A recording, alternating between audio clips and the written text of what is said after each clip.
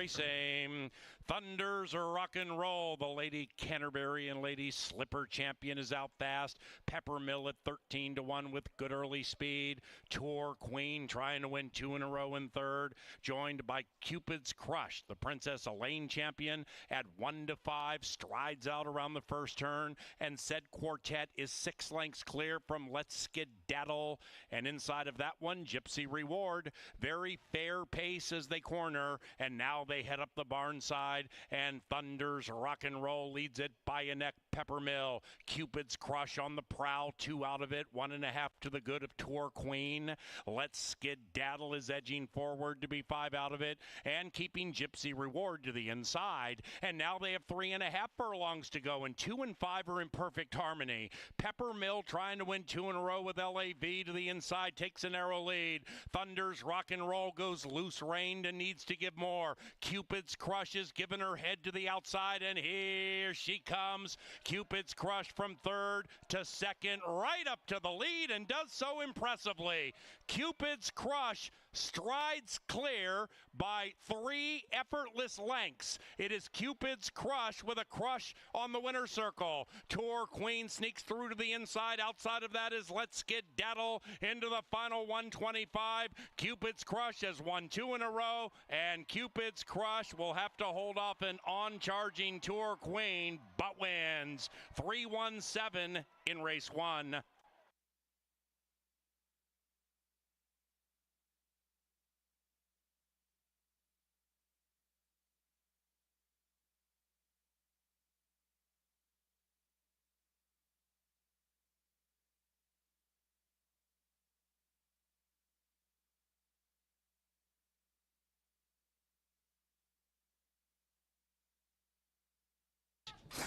And they're racing. Rough beginning for Caught Off Guard, and a great beginning for Clear the Coast, who is attempting to sail coast to coast on the early lead. And Clear the Coast and LAV put 4 on the field. El Tomate's looking to win 2 in a row. That one's about 4 lengths out of it. Clear the Coast racing in path 3. Then we come back to DeGhost, about 7 out of it to the inside of North Arm Bay. My Partner Glenn chases the lonely leader, 8 out of it, and to the inside of Caught Off Guard. Up the barn side they travel, and Clear the Coast at 17-1 leads it by 3. In second, said 3, El Tomate cutting into the margin. The Clear the Coast now leads it by 2. North Arm Bay is next. My Partner Glenn's making a mid-race move to be 5 out of it, and to the inside of Caught Off Guard. DeGhost goes back to last, now 9 out of it. Off the far turn, the long shot still shows the way. Clear the Coast by 2. El Tomate in second. After that, North Arm Bay. My Partner Glenn shoved on very hard, 7 out of it to the inside of Caught Off Guard. Then way back to DeGhost with a 1/4 mile to go. It is Clear the Coast trying to pull a big upset in race 2. Clear the Coast languishing a tad, but still leading it by an inch, but not for long. El Tomate attacks. They're in tightly. Outside of that is North Arm Bay. Then it's My Partner Glenn watching a good one from 4 out of it. Now El Tomate squares up with North Arm Bay. After that, Clear the Coast, North Arm Bay, El Tomate. Here it is, and pay the 3, El Tomate at 9-1.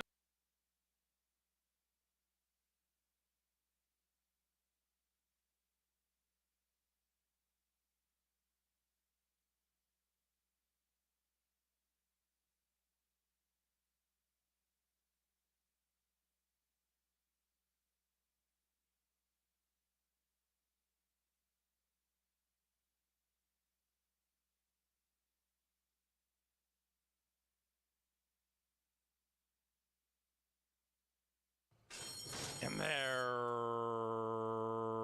racing.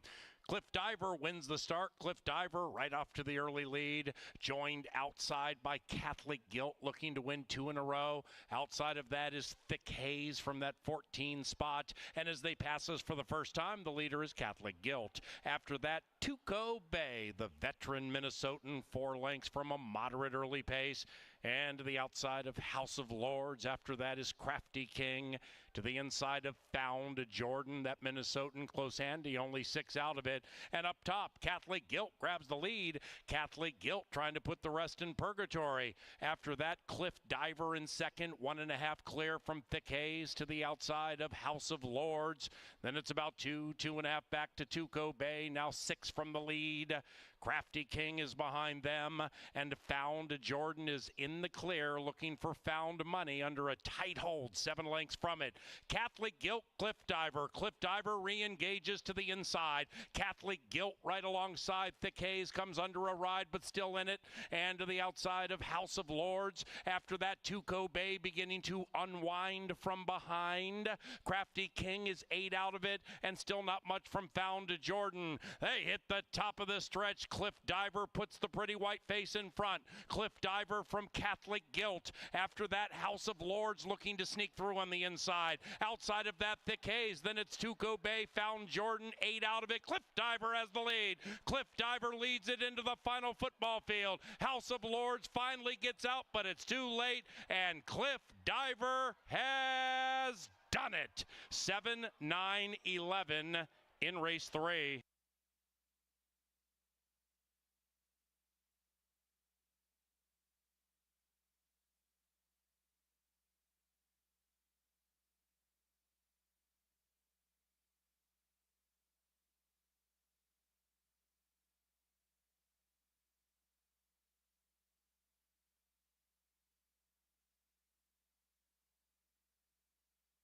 They're in the gate, and they're racing in Otto Johnson's last lap. Sunshine Fever, rider as the patriotic colors, pops out of the gate, flashing wonderful early speed. Countess of Cairo is also prominent, and now at 50-1, Countess of Cairo has taken the lead as they corner. Then we come to Bango's Heat. Bango's Heat at 16-1, outside of fellow long shot Countess of Cairo. After that, Sunshine Fever racing to the inside of Church Service, about 2.5 lengths clear from Kooky Berry. Kooky Berry about 4 lengths from the front, and 2.5 clear from Factor That. Cali Bally advances to the inside. Then it's a big gap back to Princess of Malibu. Princess of Malibu is a good 8 lengths from the lead as they head into the far turn. And up top, battling for the lead, Countess of Cairo along with Bango's Heat. Behind them, Sunshine Fever begging for the light of day. Church Service is making a big move on the outside. Kooky Berry's right there. Cali Bally is blocked. Wide is Princess of Malibu. And after that, Miss Double. And here they come. Up goes Kooky Berry. Kooky Berry takes a 3-length lead. Factor That trying to run down Kooky Berry. Then it's Princess of Malibu. It is Kooky Berry striding home to victory in Otto Johnson's last lap.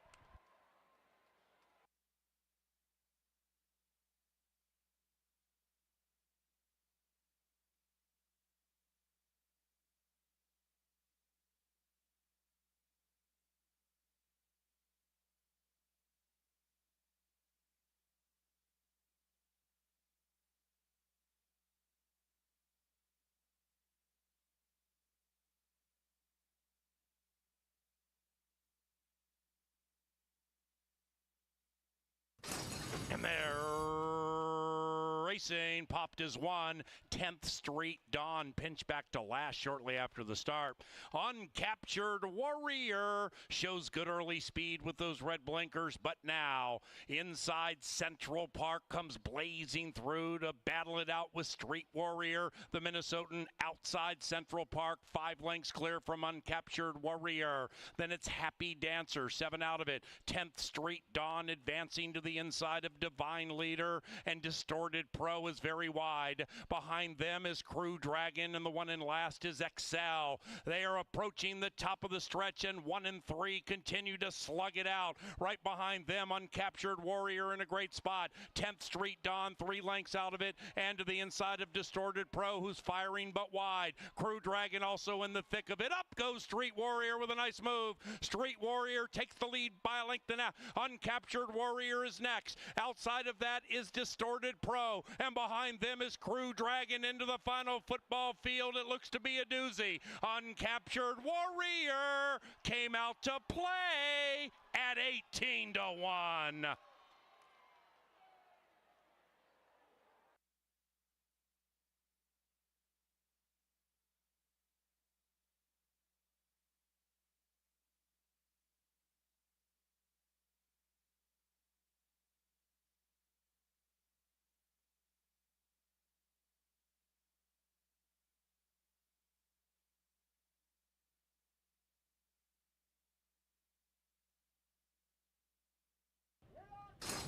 And they're racing. Tony's Tappet came out nicely on the wide side, but it's First Call getting the first call. First Call, who shares a home with Tony's Tappet, paving the way at 13-1, and First Call leads it by 1. After that, we have Secret Potion, who has been overtaken for second by Slim Slow Slider. Unified Dreams is next. Tony's Tappet in the clear, about 7 lengths behind the stablemate, and to the outside of Tonka Warrior. Then it's Ricky Bobby, about 5 clear from Ember, who's in last. Up the barn side they go with 5/8 to travel, and it's First Call and Guillermo Rodriguez trying to pull an upset. Right behind him, Slim Slow Slider to the inside of Unified Dreams. Tony's Tappet looking to win 5 in a row. Not asked for run, wide around the turn, 3 out of it. Secret Potion next to the inside. Tonka Warrior sequestered 7 lengths from it, about 2.5 clear from Ricky Bobby,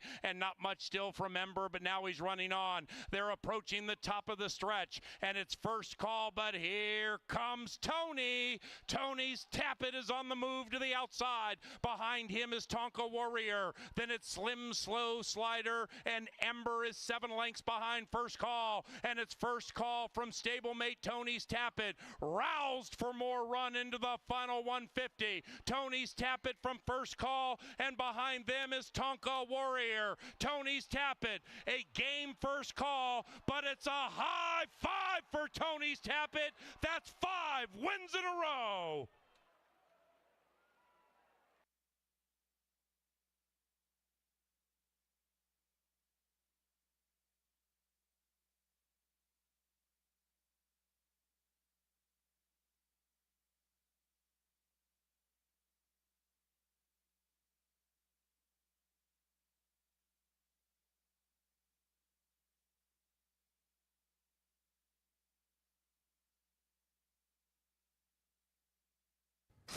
And they're racing, and they've broken a line. Lock It Down looks to lock down race 7 with keen early speed, and now Honorable Mischief comes firing through between runners to contest the early pace with the favored Oh Babe right next to the rail. After that, it's Haute Charlotte tracking 4 out of it, and to the inside of Hot as a Pistol. Then it's Call 'Em All. That one's a good 7-8 lengths out of it. Holy Image is last, and they're into the far turn chasing number 1 Oh Babe, and the 1-2 favorite Oh Babe pulls away by 3. Honorable Mischief working hard to keep up. Likewise, Lock It Down to the inside of Haute Charlotte. After that, we have Holy Image running on from behind, but 8 out of it right behind Call 'Em All, and they're chasing number 1, who is dead set to be number 1 in race 7. Oh Babe, the People's Choice, strides away by 7. After that, we have Haute Charlotte between runners, Holy Image, and on the inside is Call 'Em All, left in the wake of a keen turn of speed displayed by Oh Babe, oh dominant.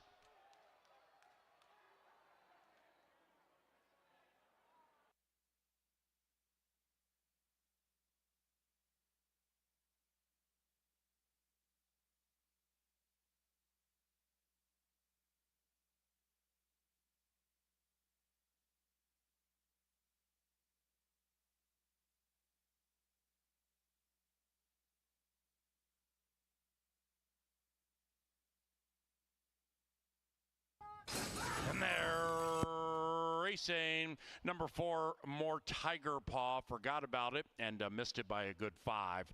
The other 7, Kick On Boldly, and Blushing Bee has good early speed. So does Sushi Man between them, and inside the favorite, I'll Make Bank. After that, we have Towner 2, then it's TC Gold advancing to the outside of Papesto Willie. Then we come way back about 6-7 lengths to More Tiger Paw, who just put Veto's Vow in last. I'll Make Bank is looking to scoop all the chips. Towner 2's making a sharp move to the outside, and here comes Towner 2. Sushi Man is between them. After that, TC Gold 8 lengths behind Towner 2, and Towner 2 looks to be Towner numero uno. I'll Make Bank watches Towner 2 run away, and after that we have Sushi Man. Then it's TC Gold to the outside, but this is Towner 2 with a very impressive performance at 4-1.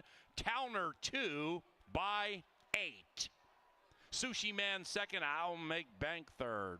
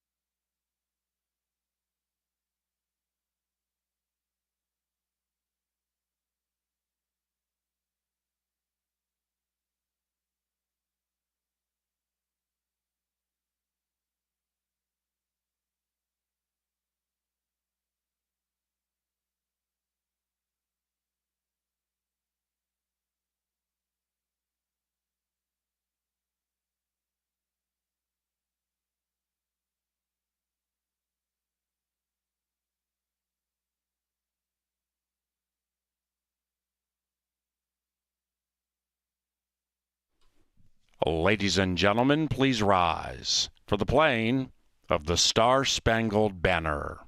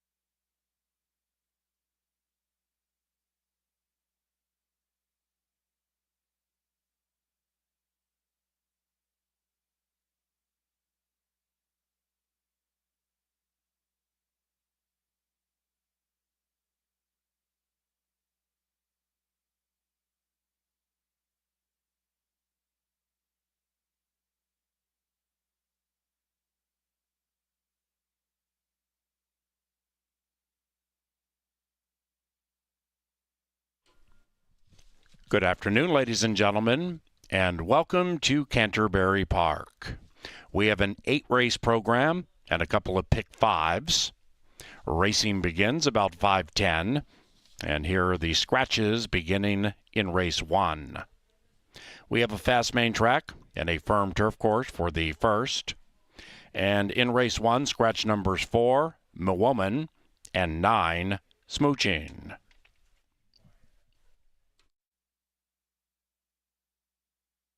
Race 2 is clean.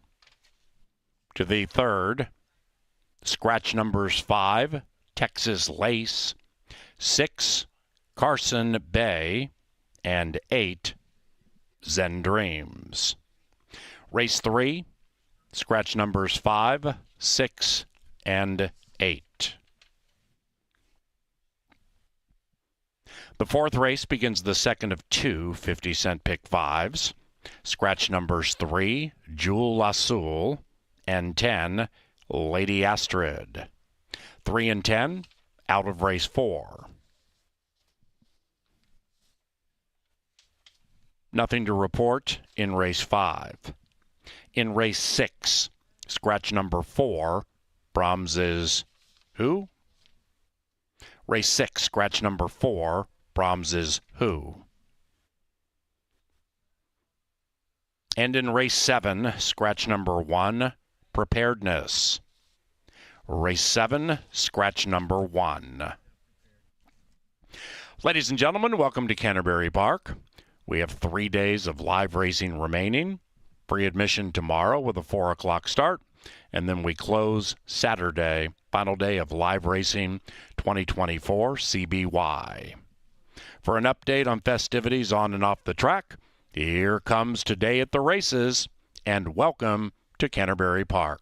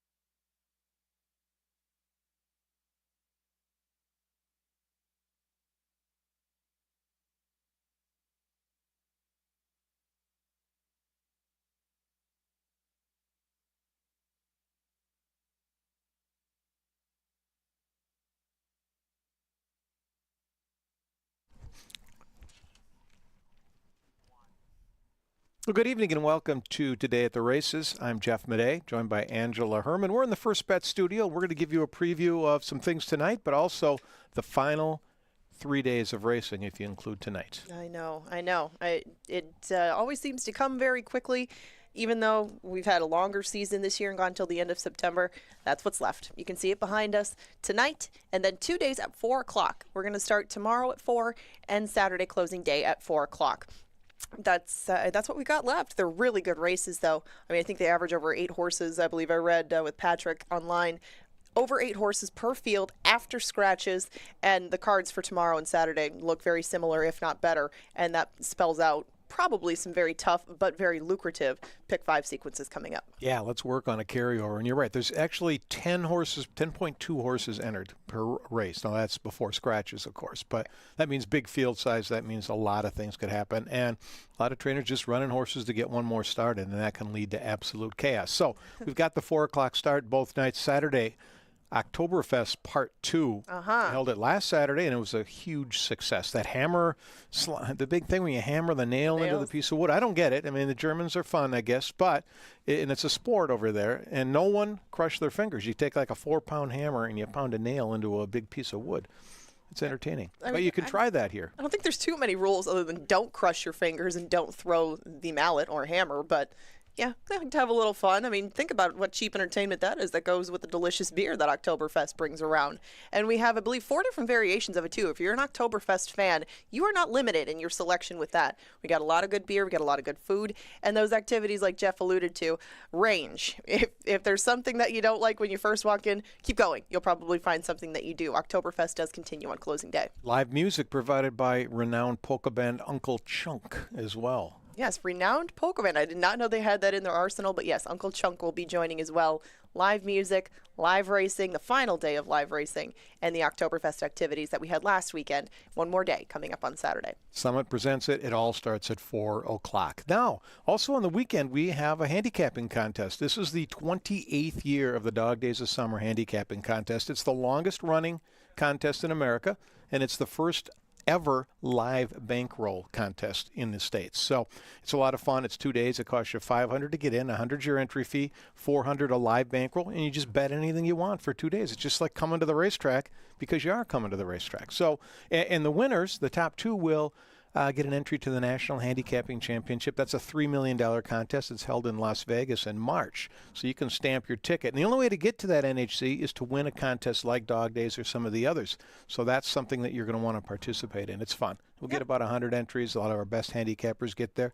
But you have 1 or 2 good days and you can win it. Well, and if somebody wants to get involved in that or at least learn a little bit more about it and the rules, where do they go? They go to CanterburyPark.com. That's the place to go. Just go under Racebook and look at, or under Racing and under the Racebook tab. It'll show you all the contests. This isn't the only one. We've got another one we'll talk about in a little bit and a big one tomorrow, followed by Dog Days as well. So we've got something basically every week. Yeah, the captain of all things contest on my right. And if you do see him in the building and you have any other questions, he can address them all. He knows these contests back and forth. You do a wonderful job with them. If you can make it for Dog Days, it is a well-run contest, and it's a chance to, as he mentioned, get very far with minimal investment. Now over to the Loeffler leaderboard. This is the final 3 days to shake things up, and things have indeed been very tight between these top 3. Eddie Gallardo, Serafin Carmona, and Luis Fuentes have been sitting in that top 3 spot for about a month or 2 now, and they've been slowly pulling away from the rest of the pack. A lot of mounts for these 3. And I didn't have any one of them really dominating tonight. I had a lot of different riders winning tonight. And, I mean, if I'm right, I think that it's because a lot of them are mounted on one or the other horses that are going to be dropping. And you're just not going to see these guys with as many, I guess, mounts that stick out. There's going to be very full fields with very competitive fields, and even if they do manage to win 2 or 3 apiece, it's going to be all that much tougher because some of the competition is ramped up for these last 3 days. I think Fuentes has 17 mounts. There's 25 races remaining. Carmona 25, and I think Eddie G's got 22 mounts. So provided none of them scratch, they've got a little advantage in the numbers, but Fuentes might have advantage in the quality. Well, so that's going to be quite a finish. The busiest week for the 3 of them by far sits with Serafin Carmona, and you delved a little bit more into that story because he's not just going to be here this week. You know, no, he's not. It's interesting. He is an interesting story because he's 35, 36 years old. He's an apprentice jockey. That means he's a rookie jockey. He's been in the game forever. Galloped horses, some of the best horses in the world. He galloped out in California for a number of years, and last year he decided that he was going to be a jockey. He thought he could do it all along. His dad was, his uncle was, so it was in the bloodlines. But he came to Canterbury because he knew he had to get away from California. You know how this game is. You can get pigeonholed. That can happen in any business. Mm-hmm. So he came here, started anew, hooked up with Chuck Costanza. They started winning races last year, continued this year. He's second in the standings. He's riding 2 on the opening card Friday at Santa Anita. So he's returning home. Yeah, that's very cool. We wish him the best of luck, not only in closing out our meet, but going and turning the page to Santa Anita. And well done for all of that progress that he has made to get himself into second in the standings up here. Job well done by both him and Chuck to really elevate his career to that next level. Tell us about Max. 16 training titles in a not in a row, but 16 training titles. That's going to be tough to beat. Yeah, that's going to be an exception. That's too big a margin for anybody really to make up. I think that there could definitely be that margin shrunk between Mac and some of the rest that are going to be dropping their horses, but he's going to be dropping them too. So I just wouldn't expect that too much to change as far as the trainer standings go. He has been dominant throughout this 2024 meet. Now, turning things back to tonight, I like a horse in race number 4, and I think she's going to be a pretty good price. One of the riders, and one of the many riders that I saw winning tonight, was Fausto da Silva on Yamiles. Yamiles is in race number 4 off her maiden win. She's got a little bit of speed. I don't think she'll be on the lead, but she could get the jump on some deep closers in here. The pedigree is good to be a number of things, but one of those could be a 2-turn turf horse, and we'll find out if she takes to things tonight in her first try against winners. That's all right. Yamiles in I race like number 4. Yamiles. Now, Yamiles, owned by Michael Jellish, and they won last time out. Yeah.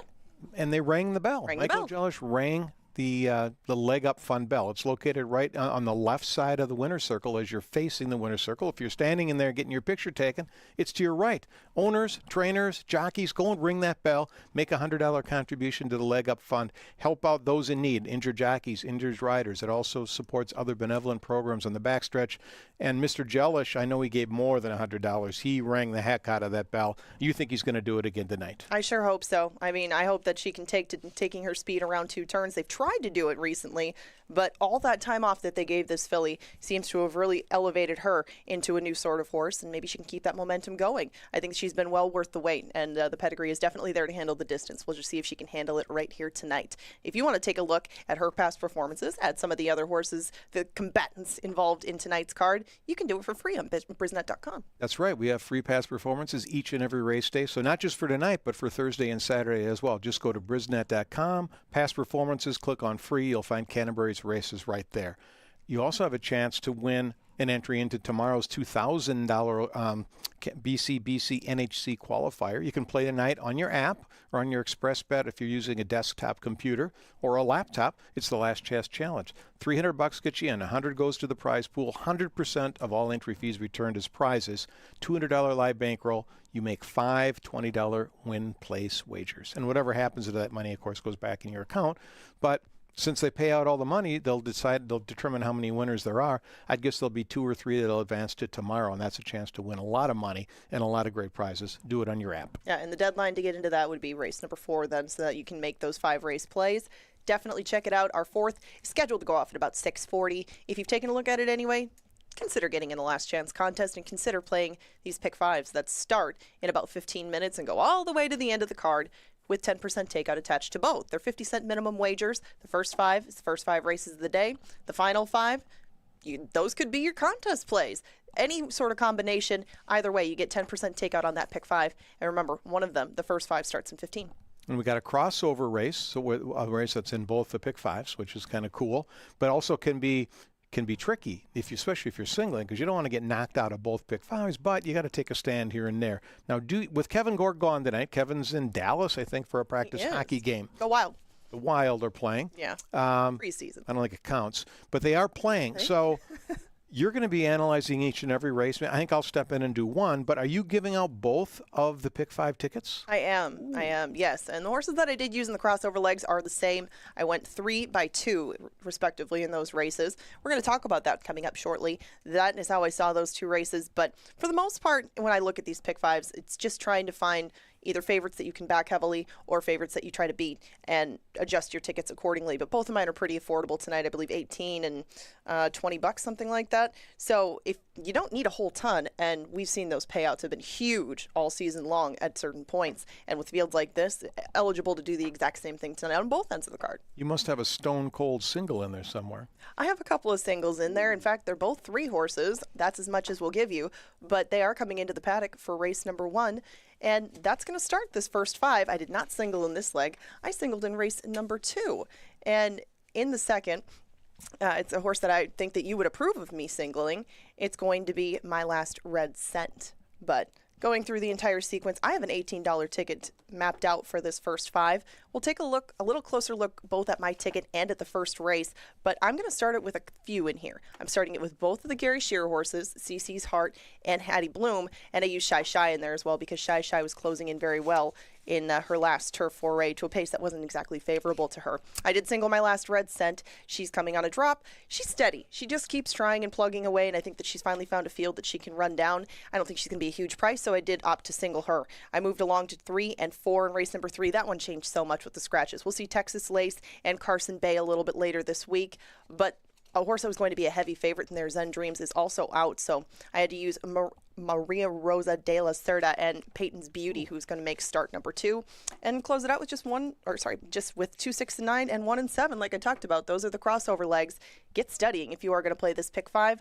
Let's start with the first, though, because you can see on the board one double-digit entity, and between the two of us, don't look like we have too much in common other than shy. But we'll start from the inside with Valhalla Vixen, and she is one of 2 from Mac Robertson's stable. It looked like there was a decent amount of speed in here. We should note that we scratched the main track onlys, My Woman and Smooching, but with Valhalla Vixen on the inside, you have to think that the game plan is just to hit the gas by virtue of her drawing the rail, stretching out in distance. Roman is in the saddle. This one is at least going to be vying for the front end, wouldn't you think? I think so. I think they send that horse. I think the 2 Hattie Bloom also might show some speed. So here's what I'm going to do. I'm not going to go through the whole field. I'm going to tell you that Kelsey Haar is going to sit off the pace on Go Leanne Go. Horse you might have liked last time. I can't remember. And it ran a dud. It was an absolute dud. But if you look at the 2 races that this horse has run at this distance, I think it's as good as anything in here. I'm promised 6-1. Right now, 4-1. The horse has been 2-1 since they opened the pools. That number is going to inflate, and I am going to cash for size to start the night. Well, fair enough. I did not use Go Leanne Go on my ticket just because it's open company. And when she took a dip into this water last time around, even though it was a good turf course, I mean, she was kind of left behind in the stretch. But Go Leanne Go does have some pace from the inside, like you mentioned, Hattie Bloom and Valhalla Vixen. I just don't really know how quick they're going to go. I mean, even when Hattie Bloom gets close to the lead, she's usually going on fairly moderate fractions. I don't know how much the rail horse is going to offer as far as pressure, if they're going to really heat things up. I didn't think that would happen. And some of the closers to the immediate right of Hattie Bloom are probably going to drop back and be in a position that might find them closer than they normally would be. So I took Hattie Bloom on top. I just think it's her turn.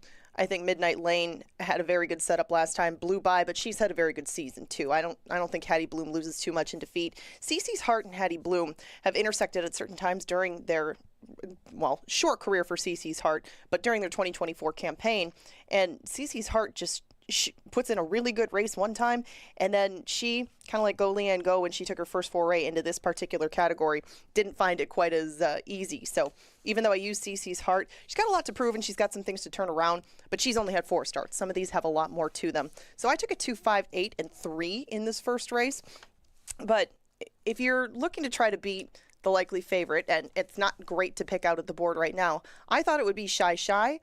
But who do you think ends up going off favorite in this spot? If you're looking for a horse that you're trying to play against or trying to take off your ticket, maybe save a couple of bucks, I mean, who do you think gets up the late money in here? I think you're right about it. It's going to either be the 2 or it's going to be the 5. That'll be favored. If you're looking for a horse to just key in your exactas, tries, and supers, the horse that loves to run second, Mark of Victory, should drift up to 10, 15-1. That can give you some super value, so you can put that horse underneath. Now, Paul Allen, our beloved race caller, he's going to call the races tonight, but he's also going to take you through race 1. He's been studying the past performances. He's been looking at the horses in the paddock. He's ready to find a winner. See if he agrees with you, Angela Herman. Paul, take it away. Yeah, I like the way Angela put that. With it seems to be Hattie Bloom's turn to win, because if you look up and down the past performances of a majority of these horses, they may not be winning, but like one is finishing second, the other fourth. Then they come back 3 weeks later, and that flips. And Hattie Bloom's coming off a second place performance that was pretty good, with Midnight Lane coming back to win. Valhalla Vixen, who we see now, like most if not all, trained by Mac Robertson, an absolute picture of beauty walking around. And when you watch her race back, she made a move where it looked like she was going to win, and that was on a muddy main track and then retreated. So she makes her turf debut here, and that's going to be interesting to see how she handles that 4.5-1. I selected Hattie Bloom. She's 3-1. And if you look at the odds here, the win wagering odds, Hattie Bloom, Shy, 5-2 and 3-1. Go Leanne Go has drifted a little bit. I think Valhalla Vixen's going to come down in the wagering a bit. And I'm with Jeff on Mark of Victory, where Mark of Victory, the filly just broke her maiden, but she does have turf experience, and you got a lot of seconds on the turf, granted against maidens, but this price could be pretty good underneath an exacta or a trifecta. But the wagering public is really struggling with who to make favorite favorite in this race, Shy at 2.5-1. That's the one on the screen right now. Comes out of a very similar race, just a little shorter, and ran second, losing by 3. Beat Ms. Coronado Chrome, who's also in the race, but at 7-2 that day, was able to run second. But before that, you see a fourth, and this filly's looking for her first win since she was 2. Go Leanne Go, a picture of beauty, started by trainer Joel Burnt. This one won 2 starts ago. Did so against state competition, and then went to open company for the first time in her career and was in contention early, but then she faded. So I fully expect trainer Joel Burnt to get a better performance out of her in this start. She's 4.5-1. I thought it might be just a little higher.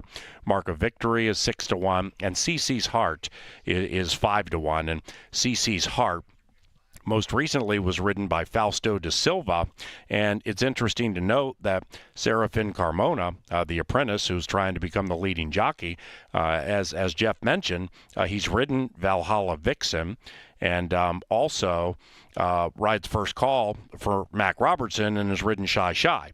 Yet he ends up on CC's Heart. I find that to be very intriguing and definitely give that filly a chance to win for Who Dat, trainer Gary Shearer.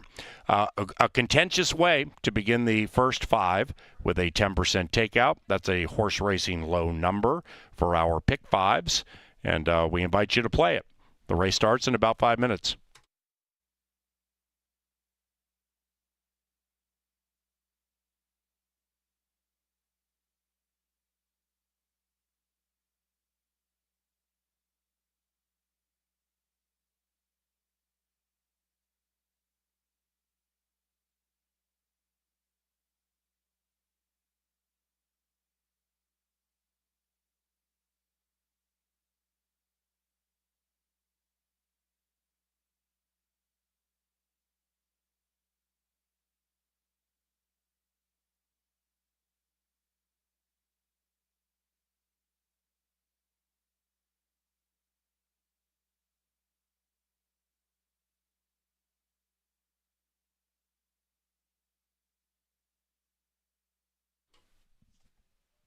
And now, Canterbury Park bugler, Sir Leonard Dykert, to blow us into action.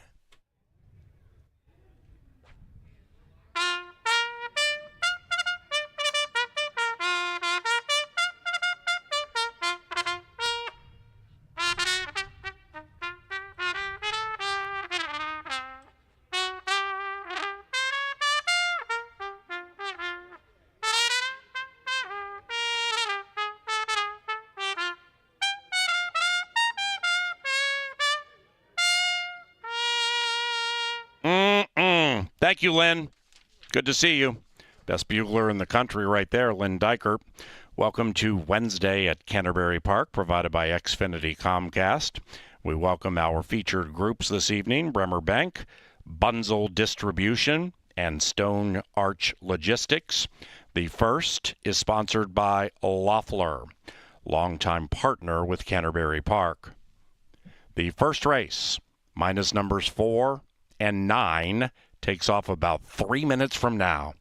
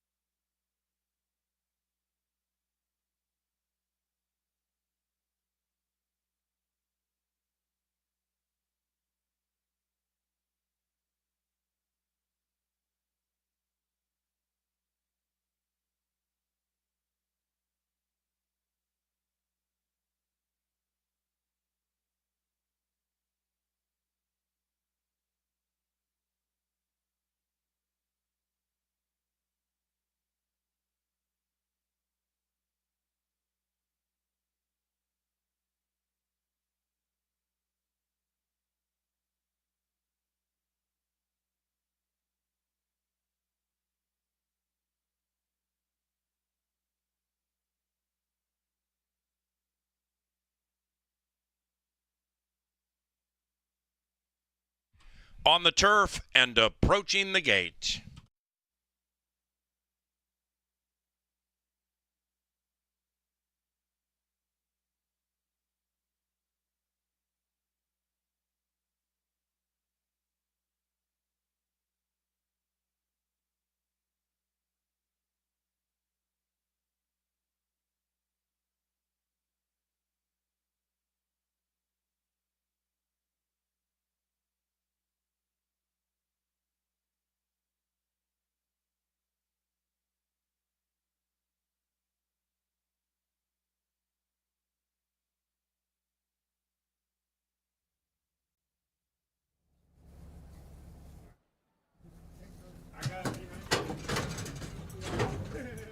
And they've reached the starting gate. It's race time for the first of 8, beginning the third to last day of our 30th anniversary season. On behalf of our management team, our esteemed television department, and those of us here in the Dark Star press box, welcome to racing at Canterbury Park. And tear up this first 5 with a 10% takeout. Turf is firm, rails in for the final 3 days. CC's Heart also is in, and here they come. And they're racing. Absolutely perfect start. Valhalla Vixen in her turf debut revs up and speeds up and shows a really good early pace. And it's Valhalla Vixen leading it 1 and change. Hattie Bloom. And Hattie Bloom's a good 6 lengths clear from Go Leanne Go. Make it 7 now as 1 and 2 blaze their way around that corner. After that, we have Shy Shy, already 8 out of it. And about 2.5 clear from CC's Heart to the outside of Mark of Victory, trying to win 2 in a row. And Ms. Coronado Chrome is last and 12 lengths rearmost up the barn side, chasing this 6-1. Valhalla Vixen. Valhalla Vixen a half. Hattie Bloom in second, 3.5. Then we come to Go Leanne Go and neck to the outside, Shy Shy. 5 after that is Mark of Victory, who's being covered up by CC's Heart. And Ms. Coronado Chrome is still about 11 or 12 lengths from the lead off the far turn. Numero uno is still number 1, Valhalla Vixen. Q shakes up Hattie Bloom. And Go Leanne Go's making a very sharp move at 7-1. Here comes Go Leanne Go on the wide side. Behind them is Shy Shy tracking this gray. After that, Mark of Victory, 7 out of it to the outside of Ms. Coronado Queen. Up goes Go Leanne Go. The new menace is Shy Shy and a resurgent Hattie Bloom on the inside. So we start with a doozy. Hattie Bloom, Shy Shy, Shy Shy, win-win.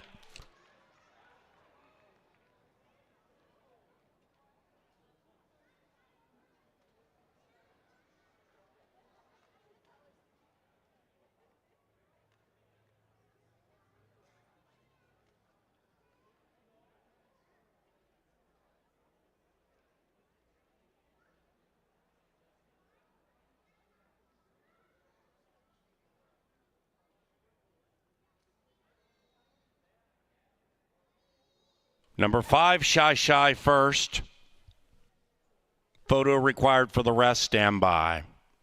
134.88, a speedy final time from race 1.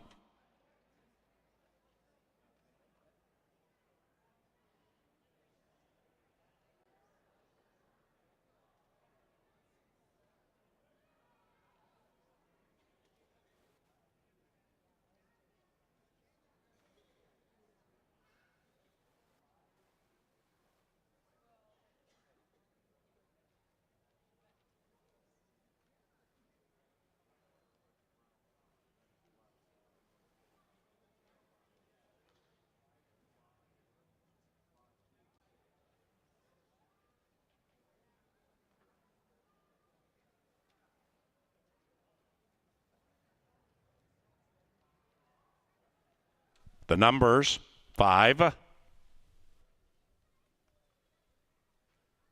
2, 6, 3.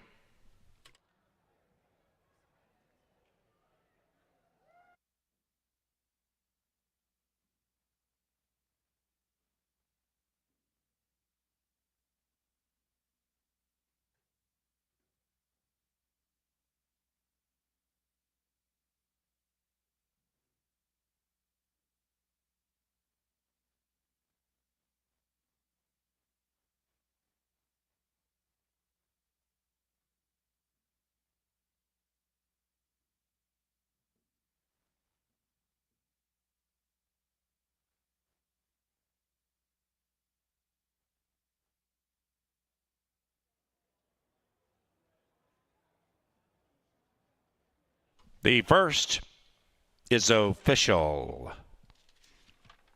On to the second, and to the John Deere Dirt, which is fast. No scratches, no rider changes. Race number 2 is provided by Apple Autos, the official vehicle supplier to Canterbury Park, and Xfinity Comcast and XfinityMobile.com.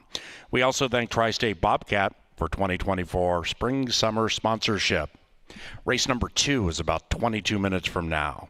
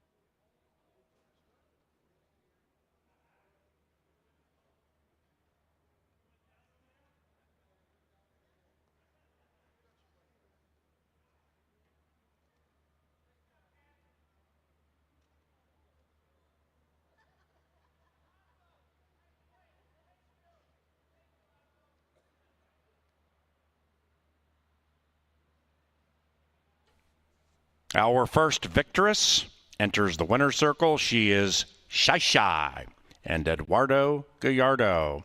The winning owner, Bob Ryan, who also bred the filly in Kentucky, and the winning trainer, our leading trainer, Mac Robertson.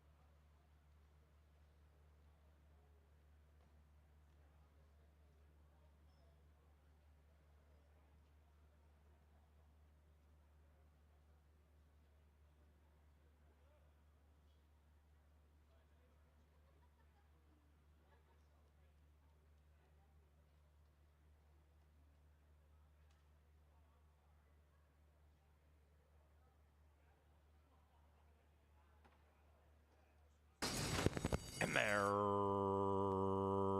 racing. Absolutely perfect start. Valhalla Vixen in her turf debut revs up and speeds up and shows a really good early pace. And it's Valhalla Vixen leading it 1 and change. Hattie Bloom.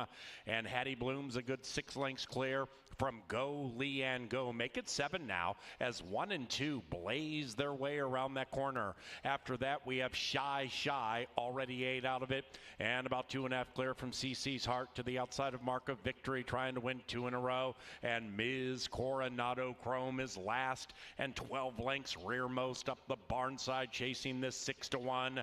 Valhalla Vixen. Valhalla Vixen a half. Hattie Bloom in second, 3.5. Then we come to Go Leanne Go and neck to the outside, Shy Shy. 5 after that is Mark of Victory, who's being covered up by CC's Heart, and Ms. Coronado Chrome is still about 11 or 12 lengths from the lead off the far turn. Numero Numero Uno is still number 1, Valhalla Vixen. Q shakes up Hattie Bloom. And Go Leanne Go's making a very sharp move at 7-1. Here comes Go Leanne Go on the wide side. Behind them is Shy tracking this gray. After that, Mark of Victory, 7 out of it to the outside of Ms. Coronado Queen. Up goes Go Leanne Go. The new menace is Shy and a resurgent Hattie Bloom on the inside. So we start with a doozy. Hattie Bloom, Shy, win-win.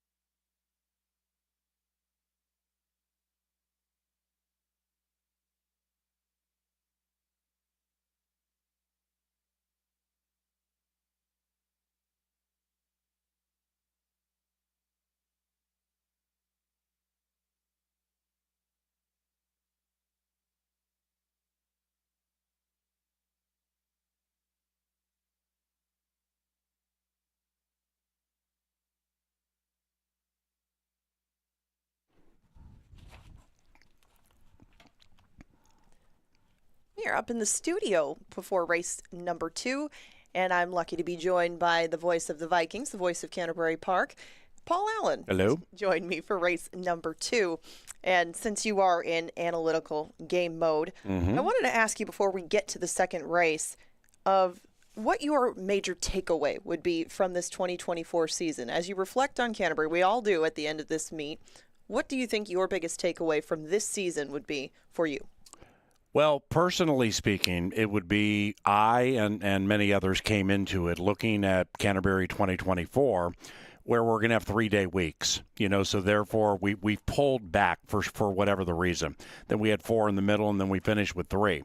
So does that play into horse population? And what all this adds up to is that you just never know what's going to happen in this game, because we came out of the gate with big fields and nothing but pick 5 carryovers.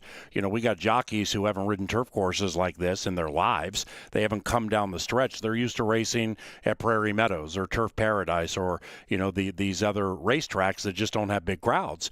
And they hear the roar of 10 to 15,000 down the stretch, and chatting with Fausto da Silva and some others, Guillermo Rodriguez and some others, just about what it's like here, that left a lasting impression, where you come into the season not knowing a lot about the riders, and then you learn how they handle the turf and how much they appreciate the fan base, and then you come into the season thinking, wow, what's this going to be like? Might have, 60% favorites this year. And we come out of the gate, and like the average turf winner was like 21-1 for a month and a half. So it's been fascinating. It's been a lot of fun. Yeah, I would agree with that, and thank you for your thoughts. I mean, there's a lot that can be taken away from this season because there's been so much change, but it really has been nice to see how everything has come together and how many pleasant surprises I think we've got out of this year. Let's get back to race number 2 because we're 11 minutes away from it. We don't have any scratches. We don't have any rider changes. You like the filly right there on the rails, 7-2 on Altar Girl at the moment. Your thoughts? Yeah, I'd bet 7-2, and I'm going to need set 3.5 to 1, 4 to 1 or higher with Altar Girl. But it's horse racing is a cyclical game, and I've said this before. I'm not the first to say it, but like when riders start winning a lot and barns start winning a lot, I elevate the chances, specifically in cheaper races like this. So I know Carmona's going to ride the hair off the filly on the inside. I know she has a win at the distance, and I'm going to forgive whatever happened the last 2 races and think that she's going to come back something closer to her maiden breaking win. Now, that final time at 140 for a mile, it's not flashy, but you can go up and down the field for 7.5 or a mile, and you don't see super flashy times. So Veronica's done a really good job this year, and Serafin Carmona wins a bunch of races, and I think I'm going to get a pretty good price here. What about you? For Altar Girl, I wanted to use her more underneath. I thought that maybe she and Gigi's map would take just enough out of each other, where maybe Altar Girl could be compromised. I think if you're looking for a speed horse in here, it's a speed horse who's probably on her best day been alone on the front end, and I don't think these two are going to allow that to happen. Yeah. Very well could. If one doesn't break, the other one becomes double dangerous. Well, I think and Extra Indy is also, this one's relatively sneaky to me too. I picked it 145 here, but Ron does a really good job with horses, specifically when he gets horses, with whom he can work, and you're not always having to doctor them every single day to get them to the races. And Extra Indy's also going to be very close. And Brian Pena has been a valued addition to the riding covenant this year. So I think this is kind of a wide open race. We've had a lot of favorites win of late at Canterbury, and Gigi's map currently is favored. But no, I'm going to make a little win bet on that one.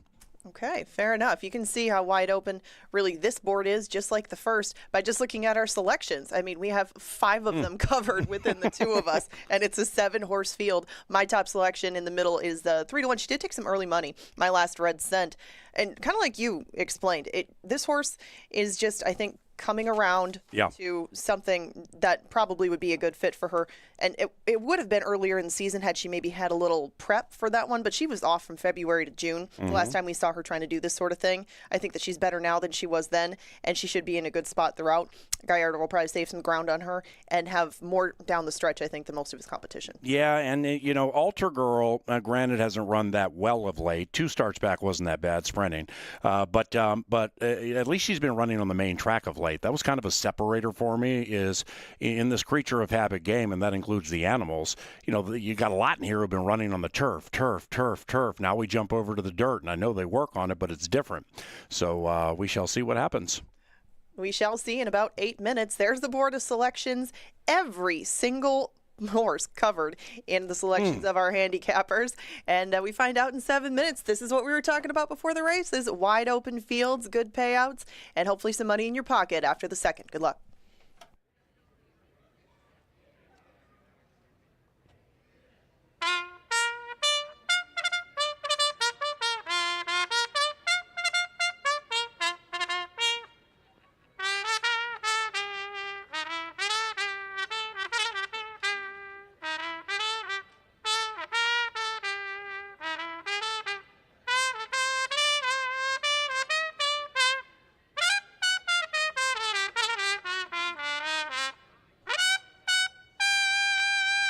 To the fast John Deere Dirt for the second with no scratches.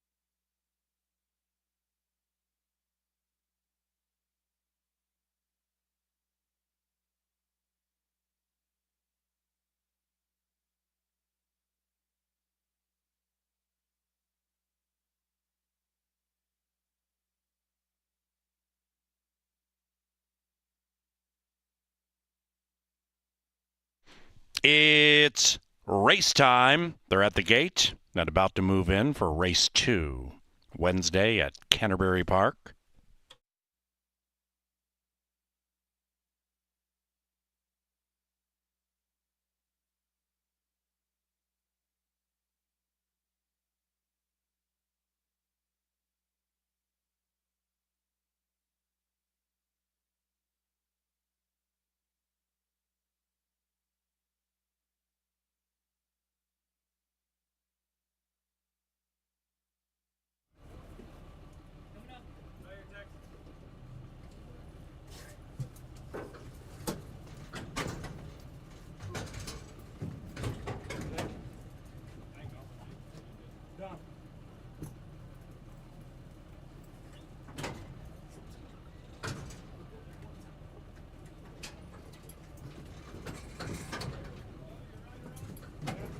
One out.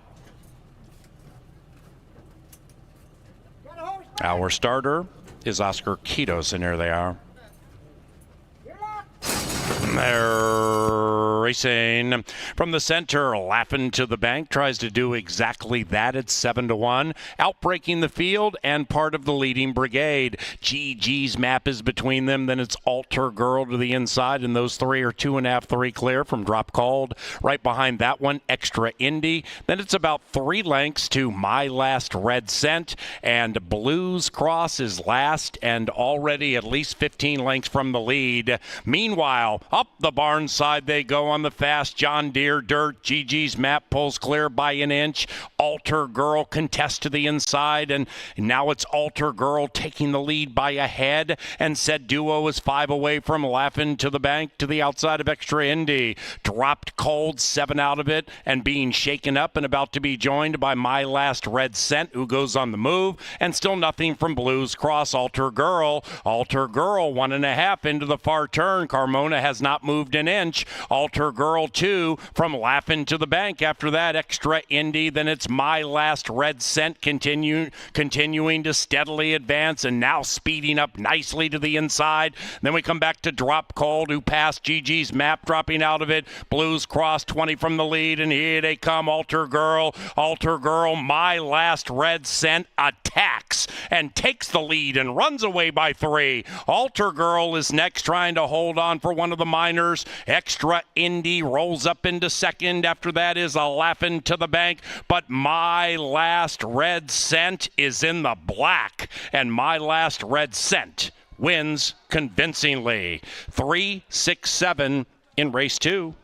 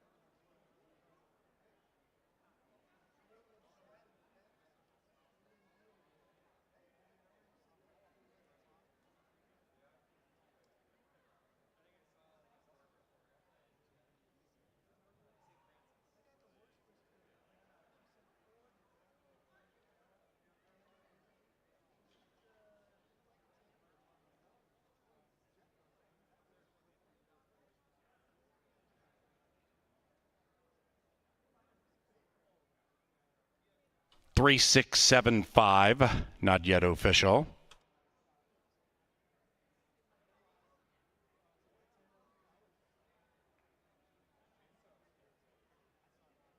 And the second race is official, exact at $13. The trifecta paid $114.20, and it was chalk all odds. Superfecta 73.87, first double 14 and change. Second into the winner's enclosure tonight, My Last Red Cent. Back-to-back victories for Eduardo Gallardo.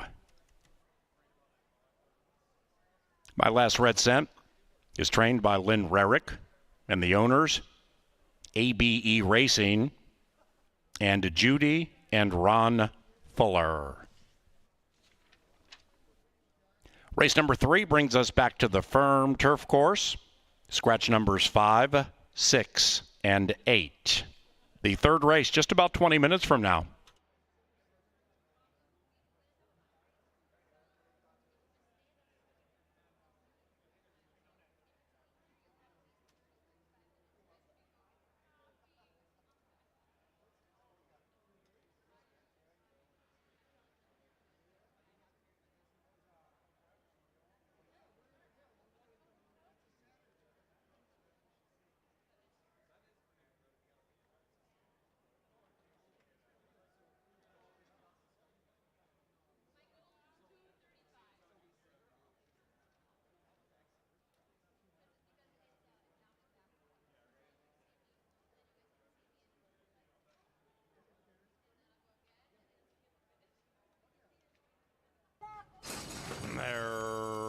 Racing from the center, Lappin to the bank, tries to do exactly that at 7-1, outbreaking the field and part of the leading brigade. GG's map is between them, then it's Alter Girl to the inside, and those three are 2.5, 3 clear from Drop Called. Right behind that one, Extra Indy. Then it's about 3 lengths to My Last Red Cent, and Blues Cross is last and already at least 15 lengths from the lead. Meanwhile, up the barn side they go on the fast John Deere dirt. GG's map pulls clear by an inch.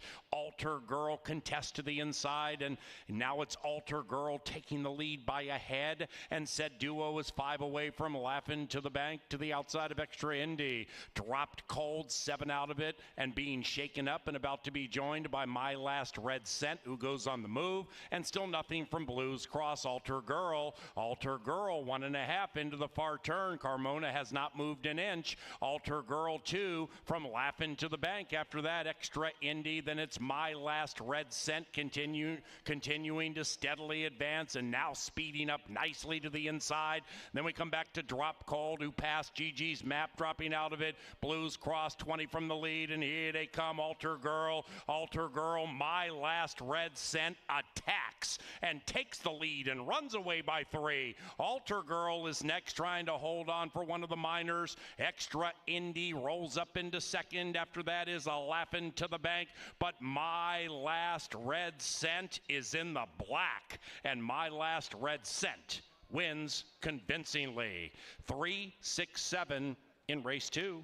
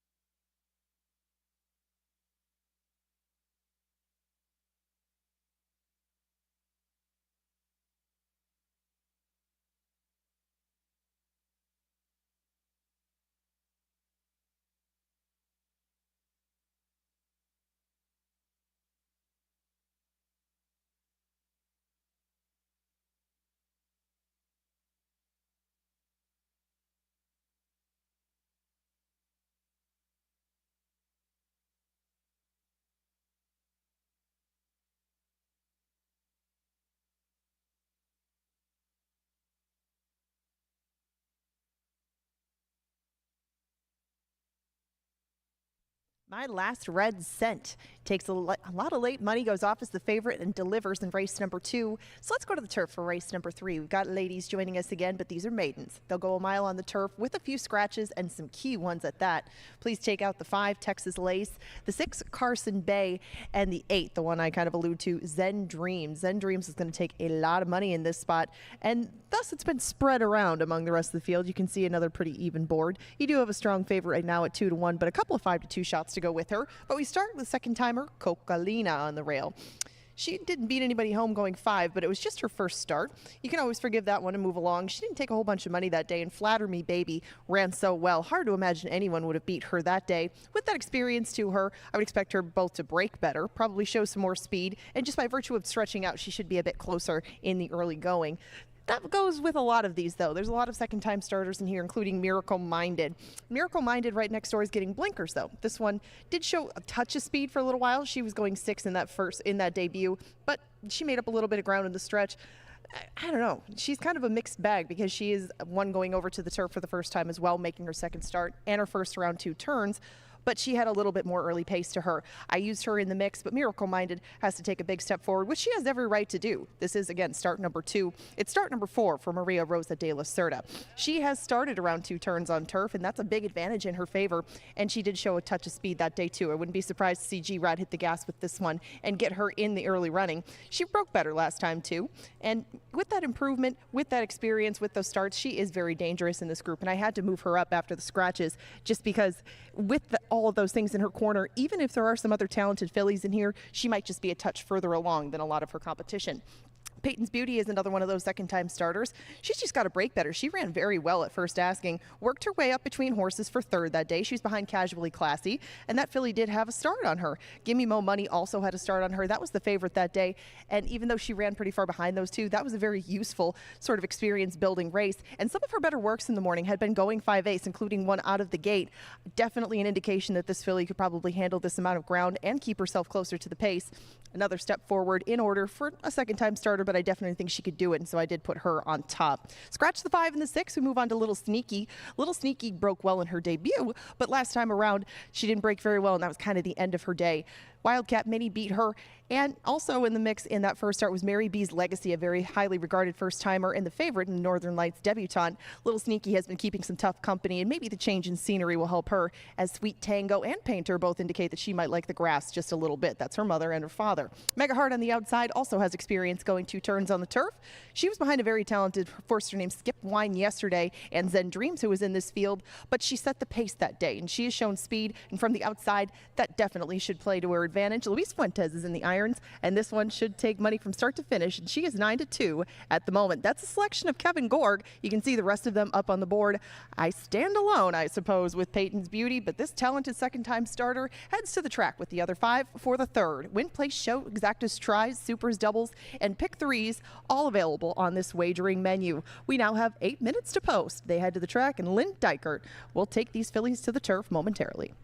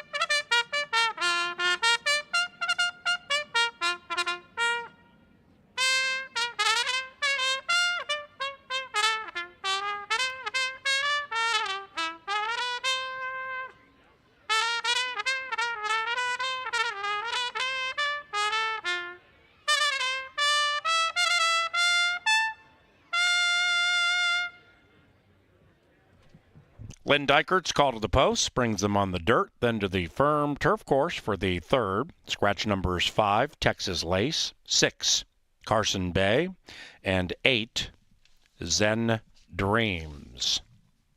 The third race is provided by John Deere.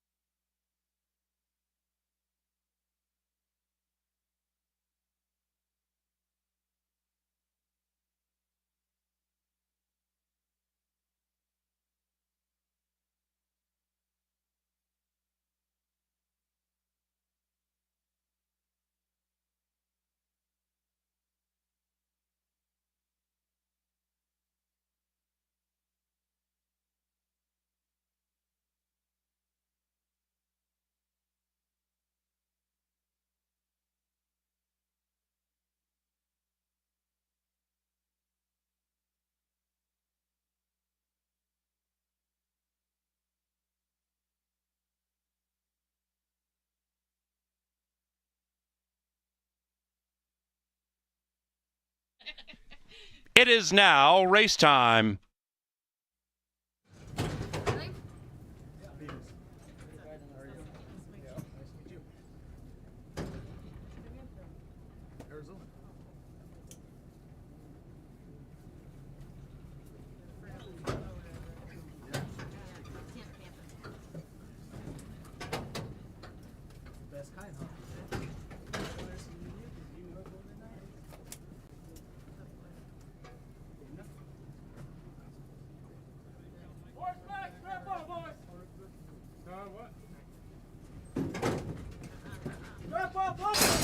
And they're racing from the outside. Mega Heart shows plenty of heart with the early lead, and Mega Heart looks to get down to the inside from the outside barrier and has the lead with 1 lap to go. Cocalina, the bookender, takes up the running in second to the outside of Maria Rosa de la Cerda. And as they corner for the first time, indeed, it's Mega Heart showing the way. After that, we come back to Cocalina just had to check a bit and was overtaken by Miracle Minded with those blinkers advancing quickly, a little sneaky also on the move. Then we come back to Peyton's Beauty, and now all of a sudden they're sardined by 3. Up the barn side they go. Race number 3, Mega Heart leads at 1. Mega Heart right around 1 from Miracle Minded. After that, it is little sneaky as they settle into their spots. Maria Rosa de la Cerda now takes third, about 2.5 lengths from the lead. Little sneaky is second last, and Peyton's Beauty is last, a bit wide and just about 6 from the front. And the front belongs to Mega Heart. It is Mega Heart at 2.5 to 1, showing the way. Miracle Minded is badgering to the outside. Maria Rosa de la Cerda right behind the leading 2, and Mega Heart may have disposed of Miracle Minded, and Maria Rosa de la Cerda now angles to the outside, trying to run down this 9 who leads it by 1.5 lengths. Way back to Peyton's Beauty. They're into the final 150. Mega Heart and the leading man, wire to wire on their mind, and it is accomplished. It's Mega Heart to prevail by 3, Maria Rosa de la Cerda. Then it's Miracle Minded third.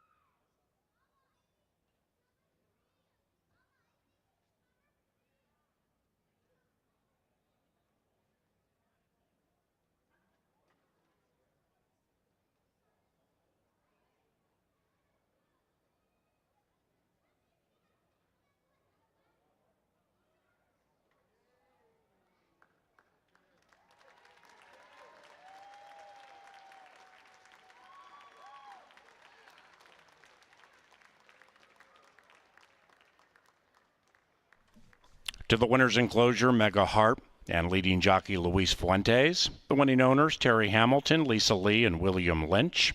And the winning trainer, Huda, Gary Shear. 9321 is official. The fourth race keeps us on the turf. Scratch numbers 3, Jewel Azul, and 10, Lady Estrid. Race number 4 is courtesy of Jim Beam Bourbon. Elegant, smooth, refined. And Bushlight. Look no further than Bushlight. Fourth race and turf time about 25 minutes from now.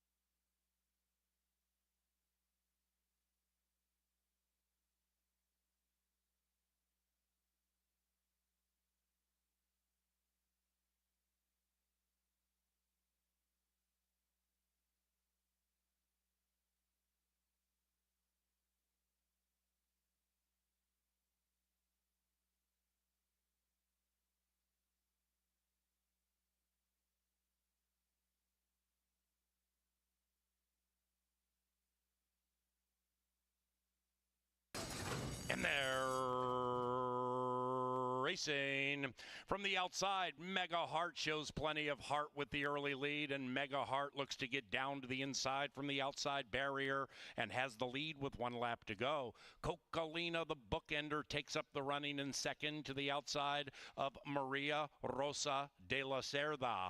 And as they corner for the first time, indeed, it's Mega Heart showing the way. After that, we come back to Cocalina just had to check a bit and was overtaken by Miracle Minded with those blinkers advancing quickly. Little sneaky also on the move.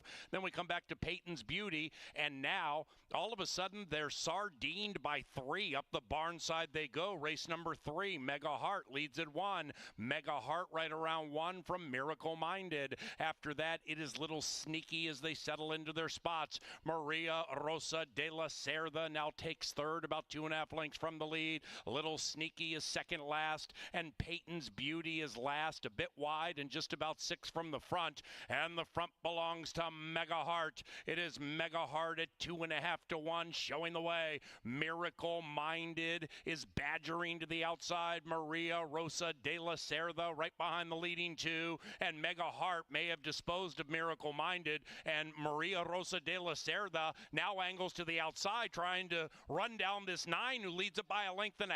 Way back to Peyton's Beauty. They're into the final 150. Mega Heart and the leading man, wire to wire on their mind, and it is accomplished. It's Mega Heart to prevail by 3, Maria Rosa de la Cerda.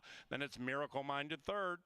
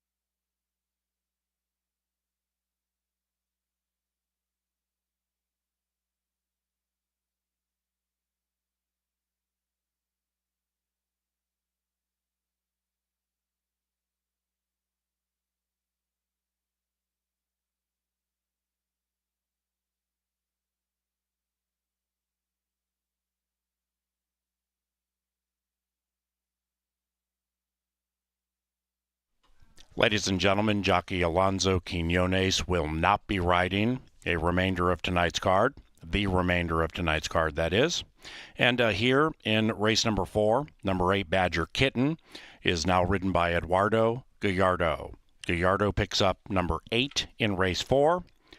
All trainers who engaged in services with Alonso Quinones this evening, please contact the jockey's room post haste.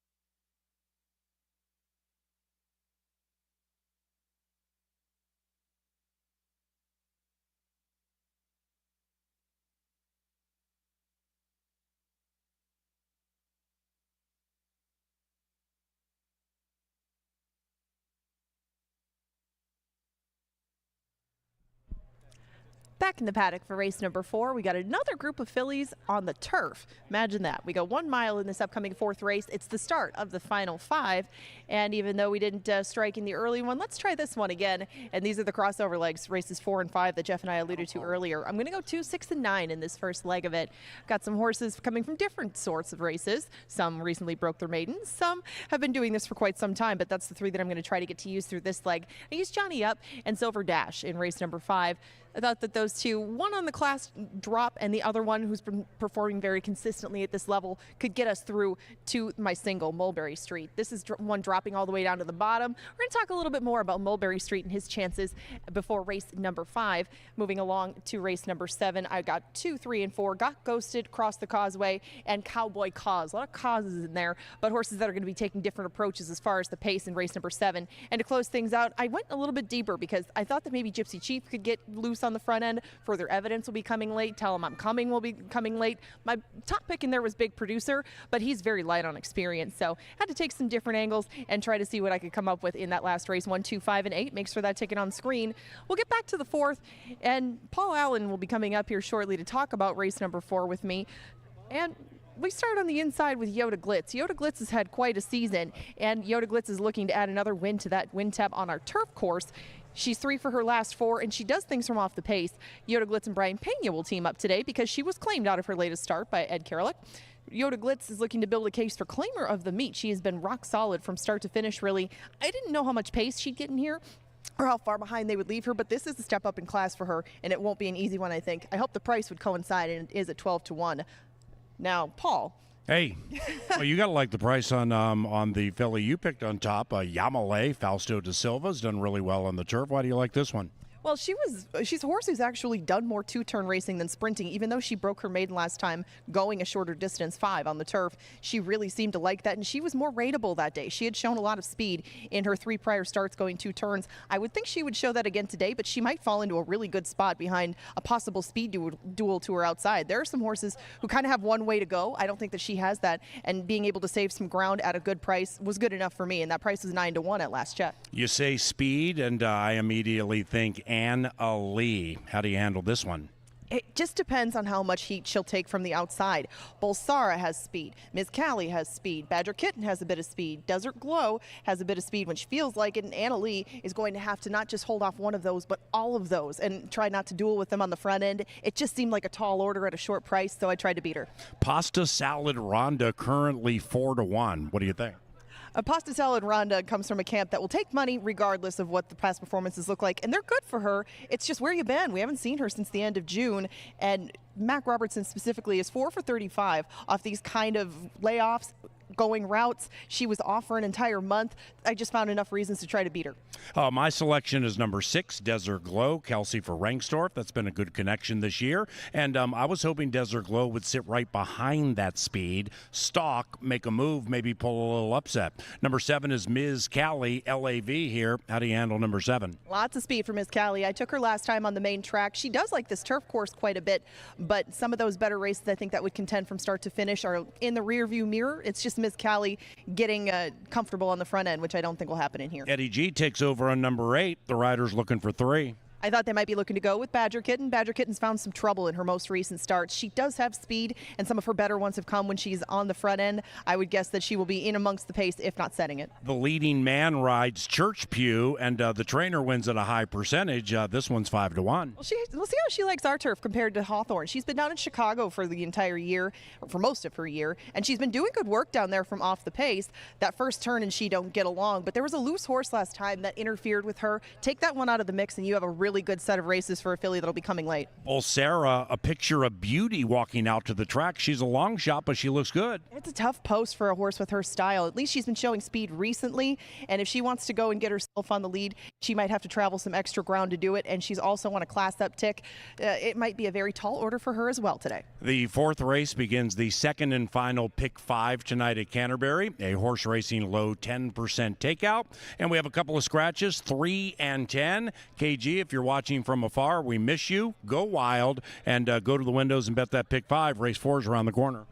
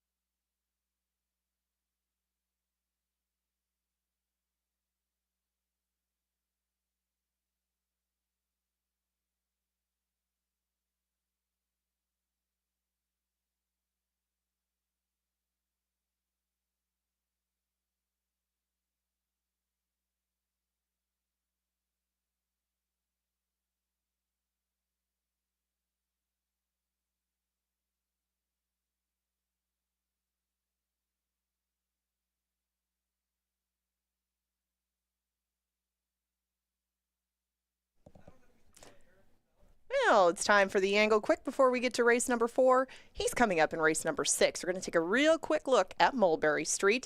This is my single in the final 5, and I'll show you a couple reasons why. Mulberry Street's been racing against some very tough company lately. You can see that in all of these lines. He was claimed back in July, and since then has been taking on mostly allowance horses or starter allowance types, and today he's in for 4,000. That's as low as he can go, and this hasn't been a move that's worked for his owner, Rocket Wrench, in the past. He's just been running well enough, just maybe finding 1 or 2 horses that are too tough at these levels. We're going to take a short look at this race on August 24th, because they were going pretty slow early, and that's a nice horse up front setting these kinds of fractions. That's not going to work for them to close in on, but Mulberry Street did his darndest, and that's Mulberry Street on the inside. He's going to come up between horses. The race is already done, as I will... Okay, that's the angle for today. Mulberry Street.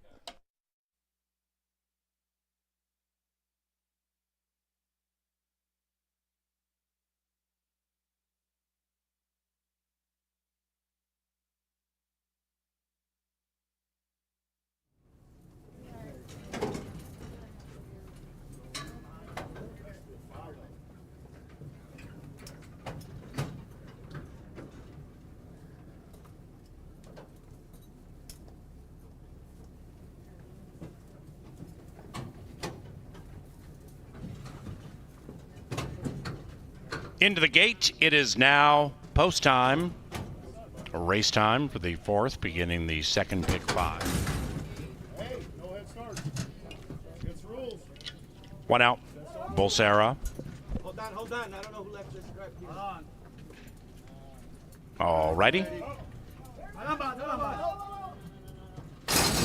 They're racing.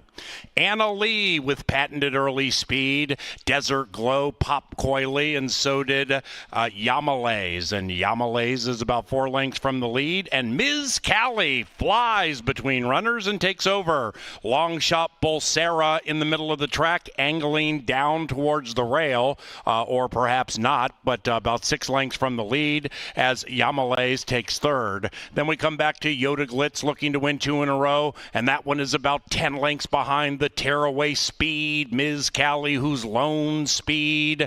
Badger Kitten is next. That one's to the outside of a Yoda Glitz. Then we come back to Pasta Salad Ronda, second last, and Church Pew is in last as they head up the barn side. They have a half mile to travel, and they're chasing LAV and Ms. Callie. Ms. Callie at 40-1, trying to go wire to wire. Anna Lee from off the pace, just to the outside of the long shot, racing about 2 paths outside of Ms. Callie and 5 lengths clear from Yamalays. That one's 7 lengths from it, still in with a shot. Then we come to Bolsera. Bolsera's 9 from the lead into the outside of Desert Glow, and here they come. Ms. Callie trying to be tenacious and hold on. Challenge from Anna Lee to the outside, and Yamalay is striding out beautifully to the outside. Yamalays at 11-1. Andale. Yamalays attacks Anna Lee, and these two are in tightly. Anna Lee, Yamalays to the line together. Ooh! Can't split them.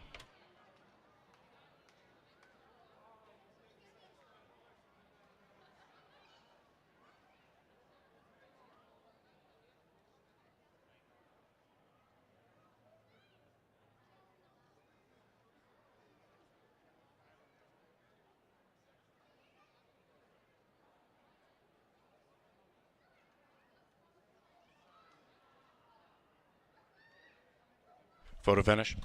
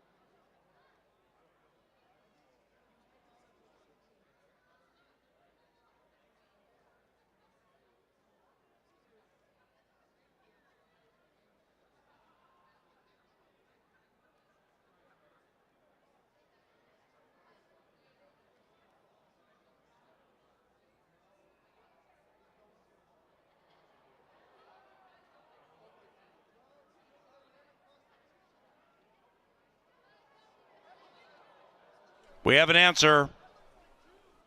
And the winner is number 2. Yamalays at 11-1. Favorite second. 40-1 shot third. Ronda fourth. 2-4-7-5.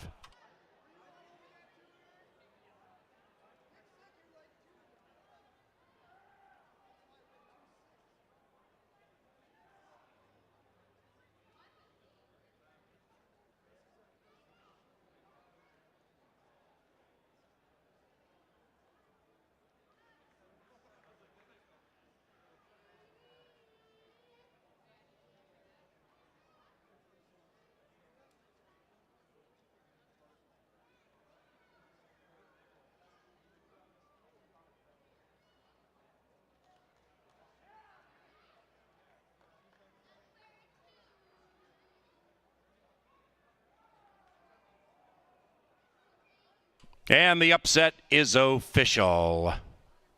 Yamalays paid $25.80 for a $2 win wager. Exacta $25.70. The 10-cent superfecta $162. Double, make that pick 3 from race 2, $137. The trifecta $169.75. And that double from race 3, that paid $117.60. Big payoffs here at Canterbury Park with race number 4. To the 5th for an encore and to the John Deere Dirt. Number 8, Forsaken, picked up by Eduardo Gallardo. Post time in 20 minutes.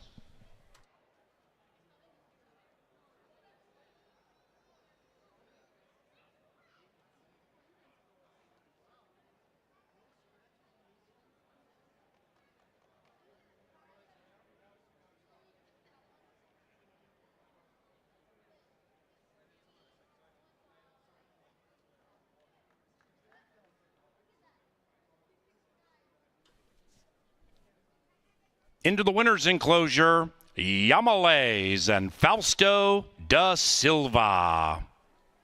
The winning owners, Michael Jellish's Slow Roll Stables.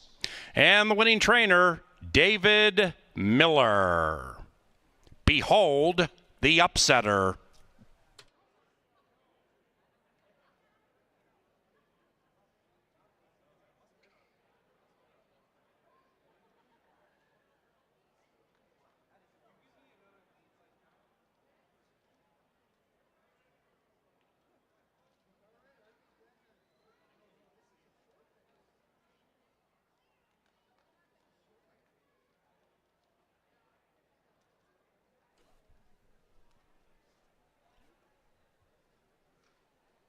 Leg Up Fund. We have a bell in the winner's enclosure, and Mr. Jellish has found it. He rings the bell, and at least $100 heads to the Leg Up Fund to benefit injured and or disabled riders et al. On the backside here at Canterbury. Thank you, Michael, and thank you, Leg Up Fund. Thank you for ringing that bell.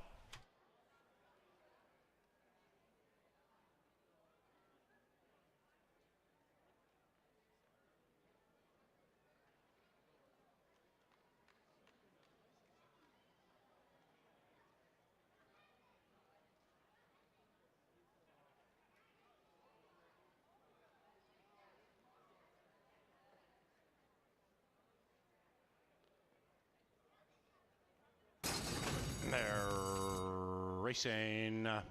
Anna Lee with patented early speed. Desert Glow popped coyly, and so did Yamalays. And Yamalays is about 4 lengths from the lead. And Ms. Callie flies between runners and takes over. Long shot Bolsera in the middle of the track, angling down towards the rail, or perhaps not, but about 6 lengths from the lead as Yamalays takes third. Then we come back to Yoda Glitz looking to win 2 in a row, and that one is about 10 lengths behind the the tearaway speed. Ms. Callie, who's lone speed.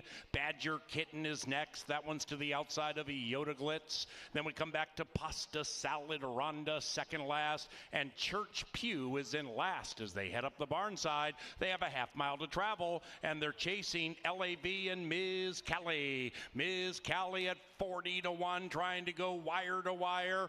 Anna Lee from off the pace, just to the outside of the long shot, racing about 2 paths outside of Ms. Callie and 5 lengths clear from Yamalays. That one's 7 lengths from it, still in with a shot. Then we come to Bolsera. Bolsera's 9 from the lead into the outside of Desert Glow, and here they come. Ms. Callie trying to be tenacious and hold on. Challenge from Anna Lee to the outside, and Yamalay is striding out beautifully to the outside. Yamalays at 11-1. Andale, Yamalays attacks Anna Lee, and these two are in tightly. Anna Lee, Yamalays to the line together. Ooh! Can't split them.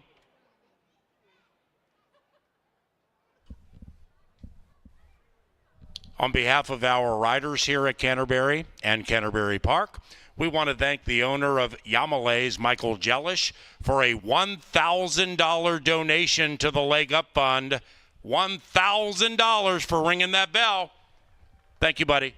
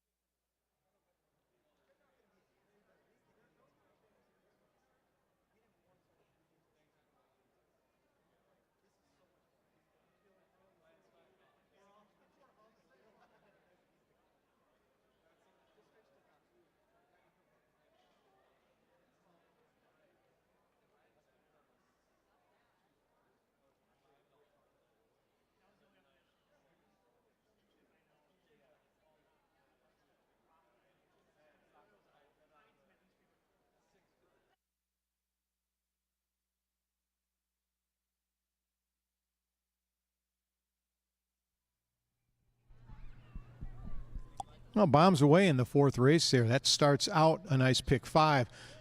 A lot of money in the pool, 92,000 bet into that pool. If you made it through that leg, things could be looking up. Now let's take a look at race number 5, 6 furlongs. It's a claiming race, $5,000 claimers. We got a full field of 11. We got some shorter prices and some absolute bombs in here. Number 1 is Johnny Up. Carmona rides for Mac Robertson. Mac's got a pair. He's got the inside and the outside horse. Now Johnny Up, my top pick in this race. Got to take the good with the bad here, though. It's also 7-5 right now in a full field. This is a horse that's run in its last 3 races second and has been bet well each time. So you're going to take a short price on a horse that has failed to win. I think, though, that Johnny Up from the inside with Carmona aboard should get the perfect trip. But again, we're going to get a short price. Number 2 is Majestic Kraken. Barajas rides for Miguel Silva. Silva's won 5 races in September, doing extremely well. This is a horse that sits off the pace and makes a run. He's run against some other horses in this field. Some of them he's beat. Some of them he has not. We'll get a square price, though, on a trainer who is winning races right now in September. The 3 is Hidden Profit. 5-1 on the, or 6-1 on the morning line, 5-1 on the board. Top jock Luis Fuentes rides for Gabriel Silva, who also has a pair of horses in here. I know this is Superstats Dave, purveyor of Minnesota's #1 tip sheet, 3 years running. He likes Hidden Profit. Was claimed 3 races back for $5,000 by Silva. Ran the horse for 5, didn't do well, jumped it up to 10 on the turf, ran relatively poorly, and now is back down to the 5,000 level. That's where Hidden Profit belongs. Best run, and it's won twice here at this track, has been on the lead. If Hidden Profit can shake loose, has a good chance to win. Storm in Hong Kong, 1 of 2 from Kevin Danger's barn. G-Rod rides this one. If you're looking for a closer, you're looking for Storm in Hong Kong. Comes from way, way off the pace. The downside? 0 for the last 11 and has never won in 13 tries over the Canterbury surface. Astronaut Oscar is the 5, 10-1 right now. Speedball. This is the one that's likely to go with Hidden Profit and could set it up for a closer. Roman rides for Tim Padilla. 10 for 46 lifetime, has run out a lot of money, $283,000 in earnings. The 6 is Swamp Drainer. This is the other Silva horse, another one that comes from slightly off the pace but has been running longer and running on the turf. Now switches to 6 furlongs on the dirt, guaranteed to be double-digit odds. Number 7 is going to take money. That's Silver Dash. It's a Minnesota bred. It's taking a nice class drop for Esteban Martinez. Luis Valenzuela aboard. Angela Herman fancies this horse. And hey, she just gave us an 11-1 winner in race number 4, so why not take a shot with Silver Dash, another that sits off the pace, probably right behind Hidden Profit and Astronaut Oscar. Number 8, Forsaken. That's my long shot in this race. Gallardo picks up the mount for Edgar Espinoza. Horse has just won for the last 14, has never won on the Canterbury surface. Last 2 you're going to have to overlook, but I think a pressing trip could get this horse on the ticket at a big, big number. Speaking of big numbers, the 9, Unique Path, a couple races back, the biggest long shot of the meet at 67-1 for Martin Escobar. He won that race at this 5,000 level, jumped up to 10, didn't fare so well. Drops back down to the $5,000 price tag. Kelsey Haar has the mount. The 10 is Deep Dive, the second Danger horse in here. 0 for its last 8, jumps up in class from the $4,000 claiming level into 5, another price horse. Now on the outside, that's the second Mac Robertson horse. I thought this horse might take a little money. It's not. 11-1 right now. Morales rides. Novogratz, the top owner. He owns this one. And Mac, of course, he's going to win his 16th training title. Cuts back in distance, switches surfaces, drops in class, could be a very, very good combination for victory, and you're getting double-digit odds right now. That's a look at race number 5. Horses are out of the paddock. They're headed to the racetrack post time in just 7 minutes.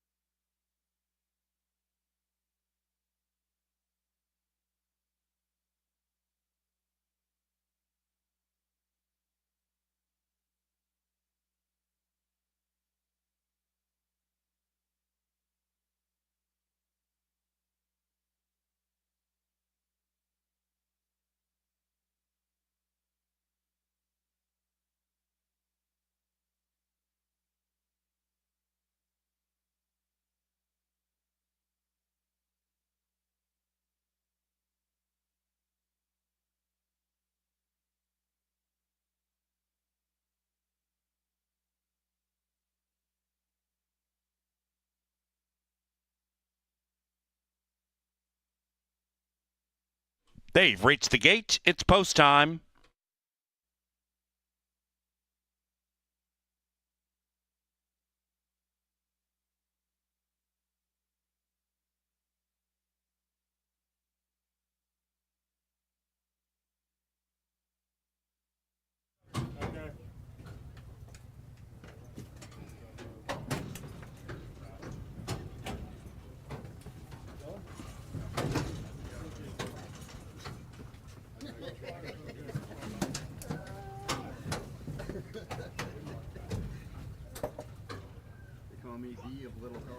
Closing the first pick 5 with an upsetter in the penultimate, and race number 2 in the final 5. Johnny up 7-5. Runaway ready. Last in.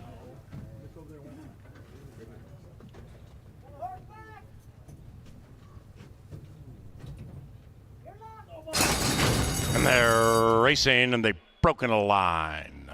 Astronaut Oscar soars out of the gate with tremendous alacrity and opens up by 1.5 on the big field. Now Majestic Kraken takes up the running to the inside of Hidden Prophet. The white horse right behind them is Silver Dash. Outside of that is Forsaken. The rider's looking for a triple, and Majestic Kraken goes from 4th right up to the lead.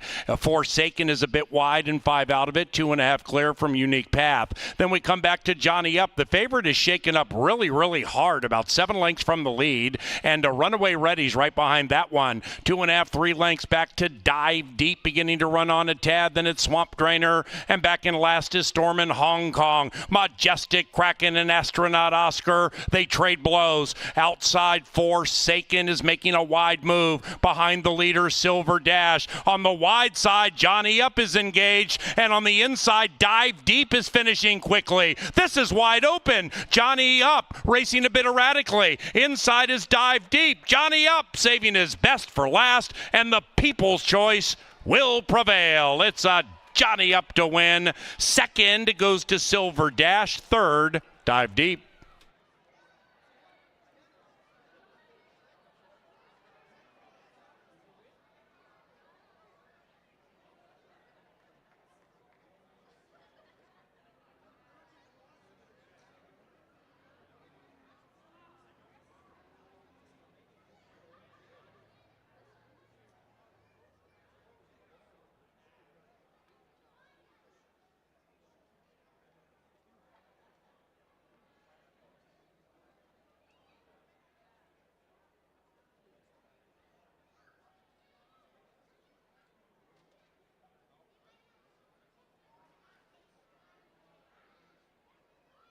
Number 1, Johnny Up ran first.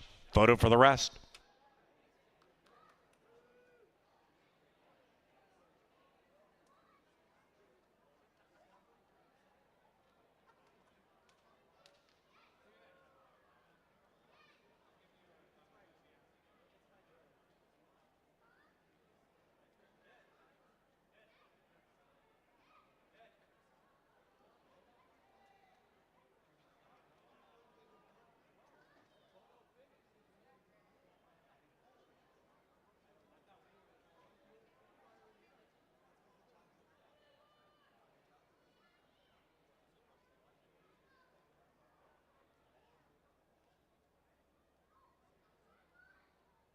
The numbers 1,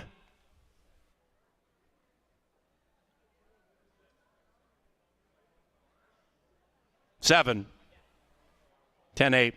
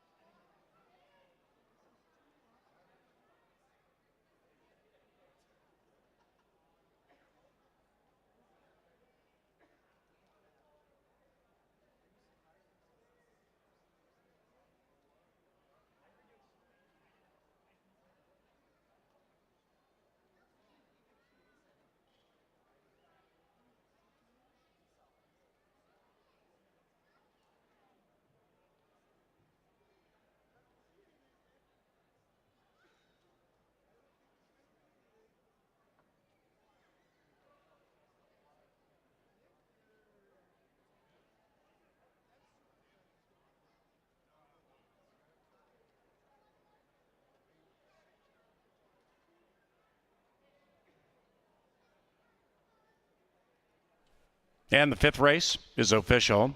The first pick 4 paid $172 and change. The first 50-cent pick 5, $495.55. We come now to race number 6, and scratch number 4 promises who? Post time about 20 minutes from now. This one is courtesy of Kim Crawford Wines and Hormel. We also thank Fairfield Inn, Gallagher, and Greystone Construction.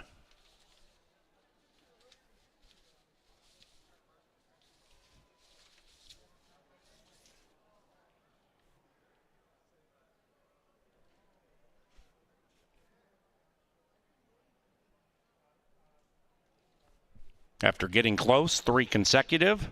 First win this year for old Johnny Up. And the jockey is Serafin Carmona. Johnny Up is owned by John Mentz and trained by Mac Robertson. The winner is a 6-year-old bay gelding by Majestic Perfection out of 5-Star Swank. Bred in Minnesota by the winning owner, John Mentz.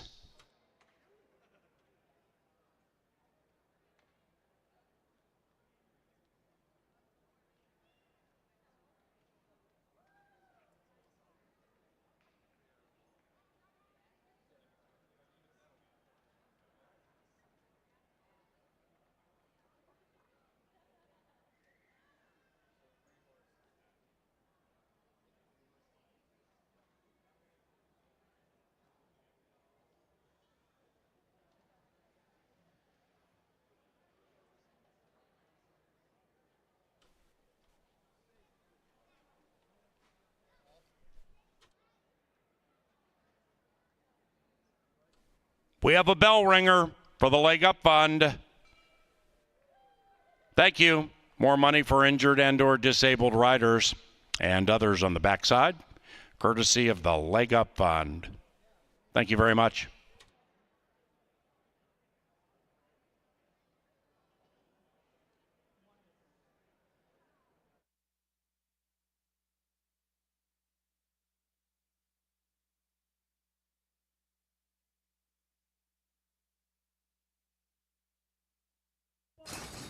And they're racing, and they've broken a line.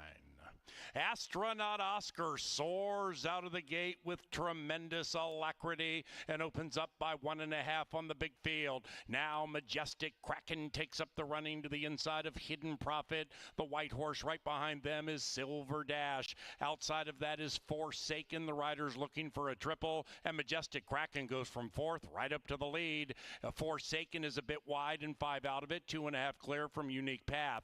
Then we come back to Johnny Up. The favorite is shaken up really hard, about 7 lengths from the lead, and a Runaway Ready's right behind that one. 2.5, 3 lengths back to Dive Deep, beginning to run on a tad. Then it's Swamp Drainer, and back in last is Storm in Hong Kong. Majestic Kraken and Astronaut Oscar, they trade blows. Outside, Forsaken is making a wide move behind the leader, Silver Dash. On the wide side, Johnny Up is engaged, and on the inside, Dive Deep is finishing quickly. This is wide open. Johnny Up racing a bit erratically. Inside is Dive Deep. Johnny Up saving his best for last, and the people's choice will prevail. It's a Johnny Up to win. Second goes to Silver Dash. Third, Dive Deep.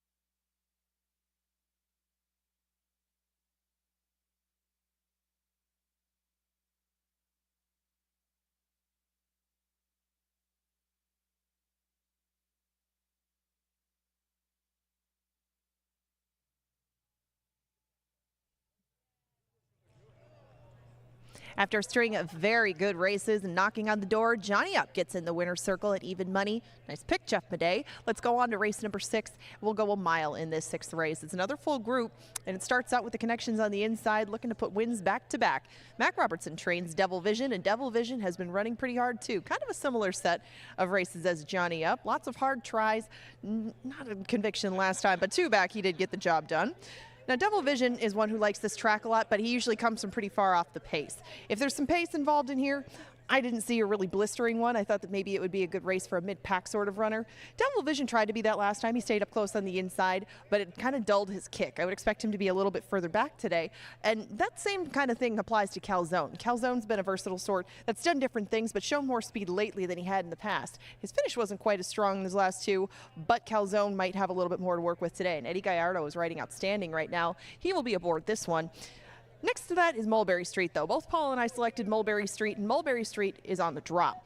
Since he was claimed back in early July, he has run against allowance types a couple of times. He's been against starter allowance horses going 1.25 miles at Prairie Meadows. And right in between there, he ran a pretty usable race that would put him in the mix here. And Mulberry Street has done most of that from off the pace. He might find himself a little bit closer tonight. He has shown speed in the past, but being down at this level might help him show it a bit more, keep himself in range, and give himself less to do late. The price probably won't be anything appealing, but Mulberry Street is in at the bottom. If he can still put it together at all and likes this track at all, he should show it today and make a good account of himself late. Scratch the 4, Brahms is who. California Swing should be coming from off the pace as well. California Swing doesn't have too much speed to speak of, but he's been running a lot on the grass lately. Going back to the dirt might not, I don't know, it might suit his fancy, it might not. He hasn't touched this main surface yet. It's just the fact that California Street probably has found a little bit more closer-friendly dirt surfaces in the past. Definitely not the case with this particular track. I left him as an underneath sort of player, but he is a usable price. He's 9-2. He is taking some attention on the board. The inside runners are doing that for the most part. You get double digits on everybody beyond that, including Tiger Hunter. Minnesota-bred Tiger Hunter has been running hard all year. He's got a couple of wins to show from those 9 starts, but only one of his lifetime wins has come in his home state. Kind of rare, but Tiger Hunter is another one that should be coming at the end of things. He was only a few lengths off Just Ask Joel and Rosenquist. The problem is that they both show up in this field, as does Devil Vision. You see a repeat with a lot of those runners, and if Tiger Hunter works out a different trip, maybe he could make some ground on them, but really he stayed in the same spot that entire race. Redisser right to his outside, got close last time around. That was getting back into Lynn Rarick's barn going a mile. He hit a muddy surface prior to that. I mean, you could probably toss that one out. It was also 1.25 miles. Even though he ran a good second, I mean, it was a 3-horse race. So Redisser has to step up his game a little bit from off the pace. I didn't see necessarily the pace to do so, but you will get a big, big price on both him and Rosenquist. And Rosenquist has a little bit more natural speed. He ran a really good race last time behind Just Ask Joel. He actually came back at that one at the end, only losing by half a length. Morales is back in the irons for Silva, and Rosenquist has improved since he initially came over here, both from Turf Paradise and off the turf. He's just been a little bit better now that they've put him in these particular settings. Political Riot, just to his outside, has speed, and Political Riot should be at least in the midst of the pace, if not setting it. And last time he set it a good part of the way, just got tired late, but he was claimed 2 back, and they kept him. This one was 3rd in that race, but he was behind Tiger Hunter. Last time he was behind Just Ask Joel, Rosenquist, and Devil Vision. He's just got some tables to turn, and doing it on the front end from that post position might take a little bit of the starch out of him. That was my only concern with him. But the speed in this group, if you like any of them, if they can shake loose of the rest, should be both a good price and be extra dangerous in here. And Just Ask Joel on the outside might show a little bit more speed too. I wouldn't expect him to be too far off Political Riot early, and he pulled a big stunner last time. 35-1, the exact price on Just Ask Joel when he came home in front. He had to grind it out at the end, but he was moving away from the rest of that group slowly at the end. It's just the post. It's the post with him. It's the post with Political Riot. That's the main reasons that I didn't use these 2 underneath. I used it with the inside horses, but 7-5 at no bargain on Mulberry Street. The 6th will go off in about 8 minutes. You have pick 3s, doubles, exacta strides, and 10-cent supers to pick from. Heck of a race for a 10-cent super, especially if you can get around Mulberry Street and you can get around Devil Vision. Prices aplenty on the board, and that beautiful shot, good job TV, of the sunset here in Shakopee. Good luck in the 6th. They're headed to the track.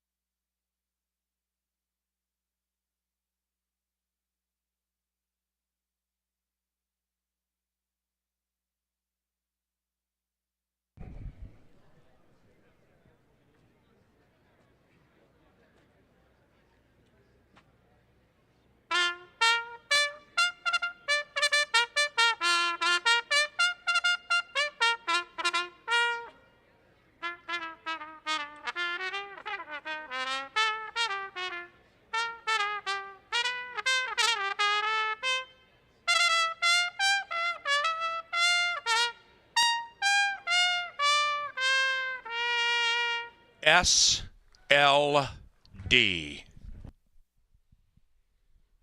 Onto the track for race 6, scratch number 4.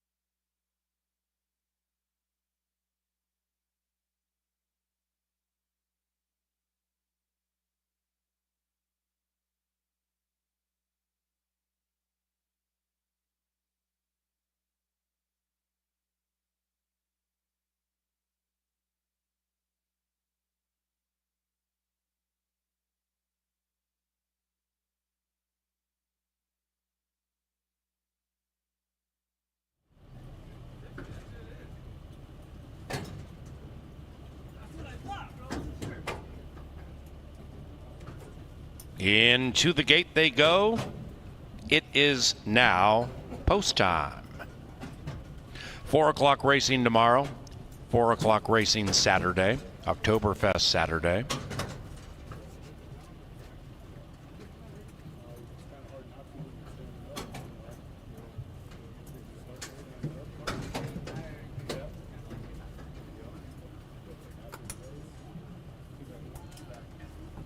One out.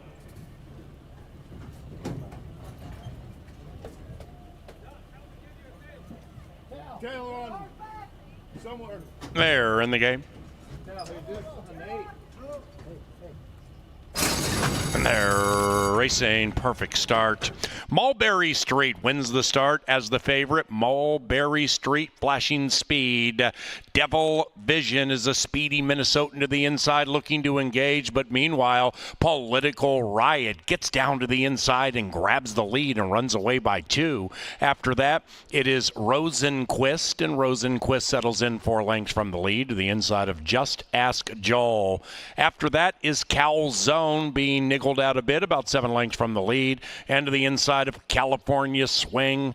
After that, on the wide side, we have Tiger Hunter beginning to advance to the outside of Redisor and doing so wide. Meanwhile, Political Riot now leads by 6. Political Riot by 6. And they have a half mile to go. Political Riot is 14-1, saying, come and catch me if you want to win race number 6. After that, it's Mulberry Street to the inside of Rosenquist, and outside of that, Tiger Hunter.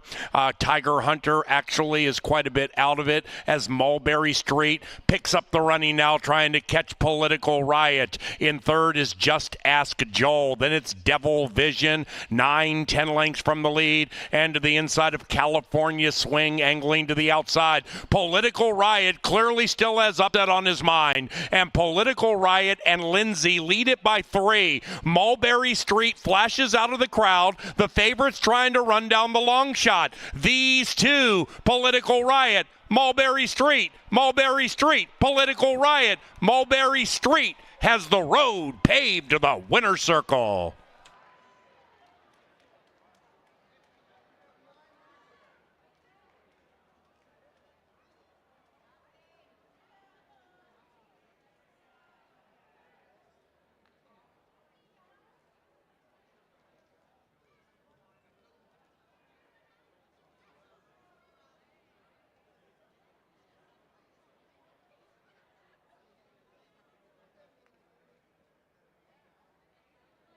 Number 3, Mulberry Street, in time, 3-9-1-10.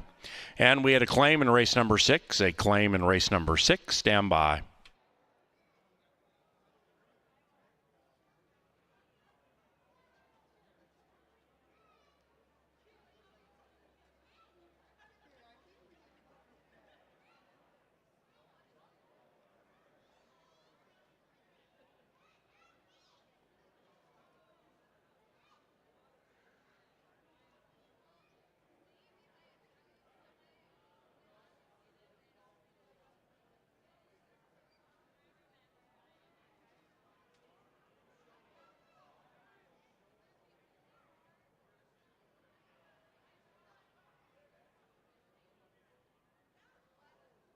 The winner, number 3, Mulberry Street, claimed for $4,000. Jose Silva Jr., the new owner-trainer.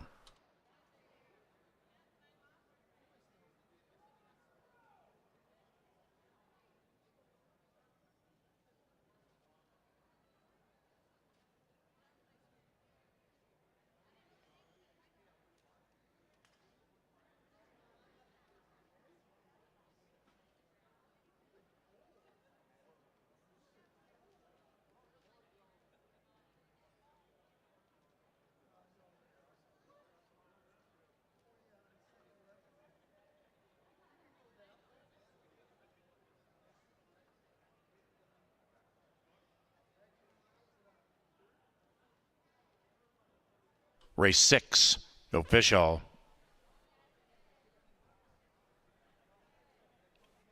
Into the winner's enclosure, Mulberry Street and Luis Fuentes. The winning trainer, Martin Escobar. And the winning owners, Justin Revax, Rocket Wrench Racing.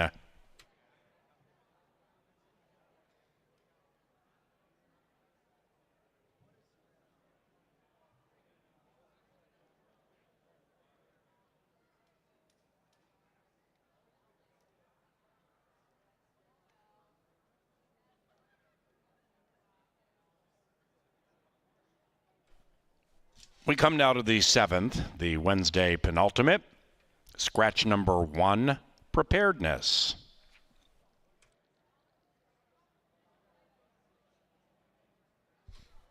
More money for the Leg Up Fund. All ready to ring that bell in the winner's enclosure. Ding, ding. Thank you very much, Rocket Wrench Racing. That's at least $100 more to the Leg Up Fund for injured and or disabled riders. Thank you, Justin. Thank you, everybody.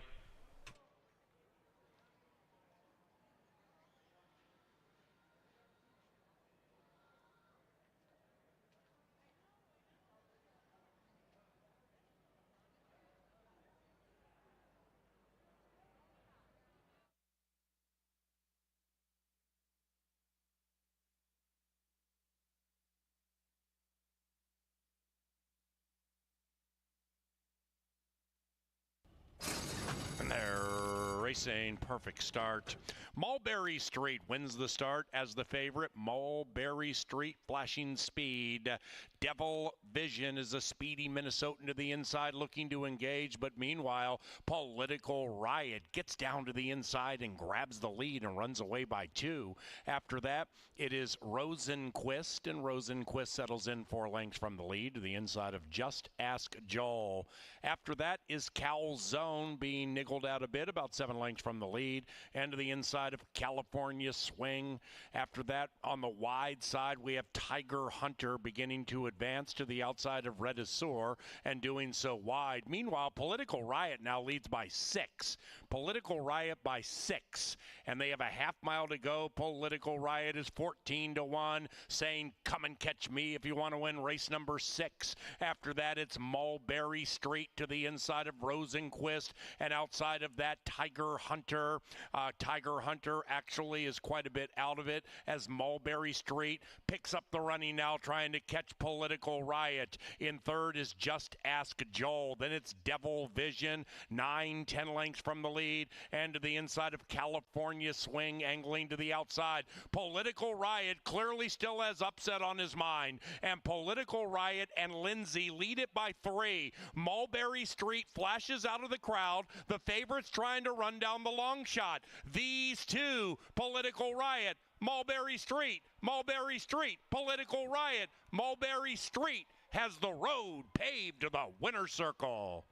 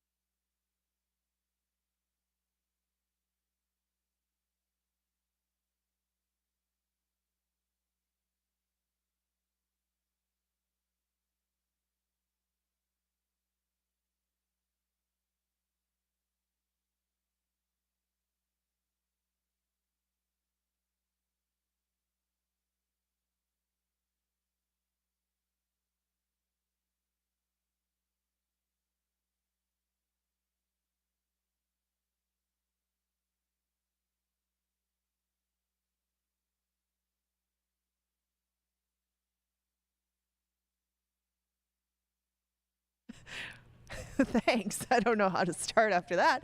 We got the late double coming up, and the 7th race is going a mile. Want to first congratulate the connections of Mulberry Street and their new connections as well. Bang up race by both him and Political Riot on the front end. Extra tough to run down tonight. And we're left with 2 on this Wednesday evening. Scratch the 1 Preparedness out of here. And the horse inheriting the rail is the selection of both mine and Paul. And we wish a very happy retirement to Bernal Roan. He still got Ghosted to saddle up and bring out here, looking for 2 in a row. He ran a very game race last time to get the victory. Was passed up coming into the stretch, but then came back between horses. It was sprinting, but this horse has shown aptitude to go long too. He's had a pedigree to be a very good dirt horse. He can take some of his turf races that are usable, but some of his better performances have come on our main track, and that's exactly the circumstance he's landed in tonight. Got Ghosted. I wanted to get a look at him coming out here. Looks pretty good. It is a quick return, but a quick return off a very good race. See no reason that this horse could slow down, and I think that he'll be in the midst of the pace, if not setting it at 3-1. Cross the Causeway shouldn't be, though. He'll be sitting probably just off the pace, and that was a pretty bang-up race right off the layoff. He had taken off from June of 23 up until August 22nd of this year, and he came back with a very, very good second. Had every right to bounce, and he might have a little bit. That was such a big try in his, his first race off the break. The second one didn't go quite as well as the favorite, but maybe he'll show a better account of himself and get back into that same mode that he was, because he's coming off the turf course too. That second race was on the grass, and even though he had run well on it in the past, Across the Causeway might just be this kind of horse at this point. He too is 3-1, but you get 8-1 on Cowboy Cause. The inside 3 were the ones that I used in that pick 5 ticket, and you saw how many tickets are still alive. And Cowboy Cause is also coming off the turf. He ran a pretty good race on the dirt a couple back, but it was also a wet track. He came from just off the pace and usually gives himself a little bit to do after the start. He's not always the quickest out of the gate, but Cowboy Cause can keep himself in range if he gets that quick getaway. That's an if, but it's still an if at 8-1 as opposed to 3-1. 13-1 is the price that you get on Mr. Cougar. No ifs here. He should be the caboose going into the first turn. Mr. Cougar doesn't have a whole bunch of early speed, but he usually comes on for a piece. He's got a couple on our main track in the past, but 14 overall from those 47 starts. Mr. Cougar, you can count on to come late, and if the pace does get fast, all the better for 13-1 at Mr. Cougar and Brian Pena. Josh's Drama should be the one at least in the midst of things. I think that he and Got Ghosted might be in a similar spot early, but Josh's Drama is to his outside, so Chad Lindsay and he may have a bit more clear sailing, and they're 4-1 at the moment.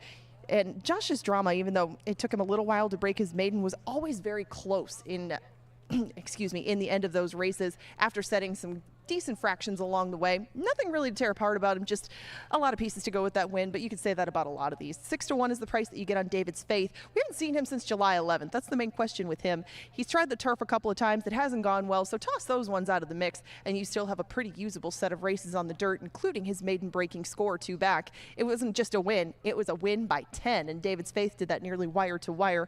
I don't know if he'll be able to do it quite that same style, but he should be close to the pace, as should Legally Ready on the drop. This one is cutting his price tag in half, or they're cutting his price tag in half from the Hone Barn, but 1 for 17 with 7 second place finishes led me to put him in that spot, and he is yet another 3-1 shot in a fairly wide open board for a 7-horse field. You only see one double-digit entity with 8 minutes to post. As I mentioned, this is the start of the late double. Vertical options are exactas tries and 10-cent supers. There's the board of selections and a couple of us, that being me and Mr. Allen, your track announcer, on Got Ghosted for Bernal Roan. Good luck. They're headed to the track right now. Lynn Dykert playing another ditty to bring race 7's field on track.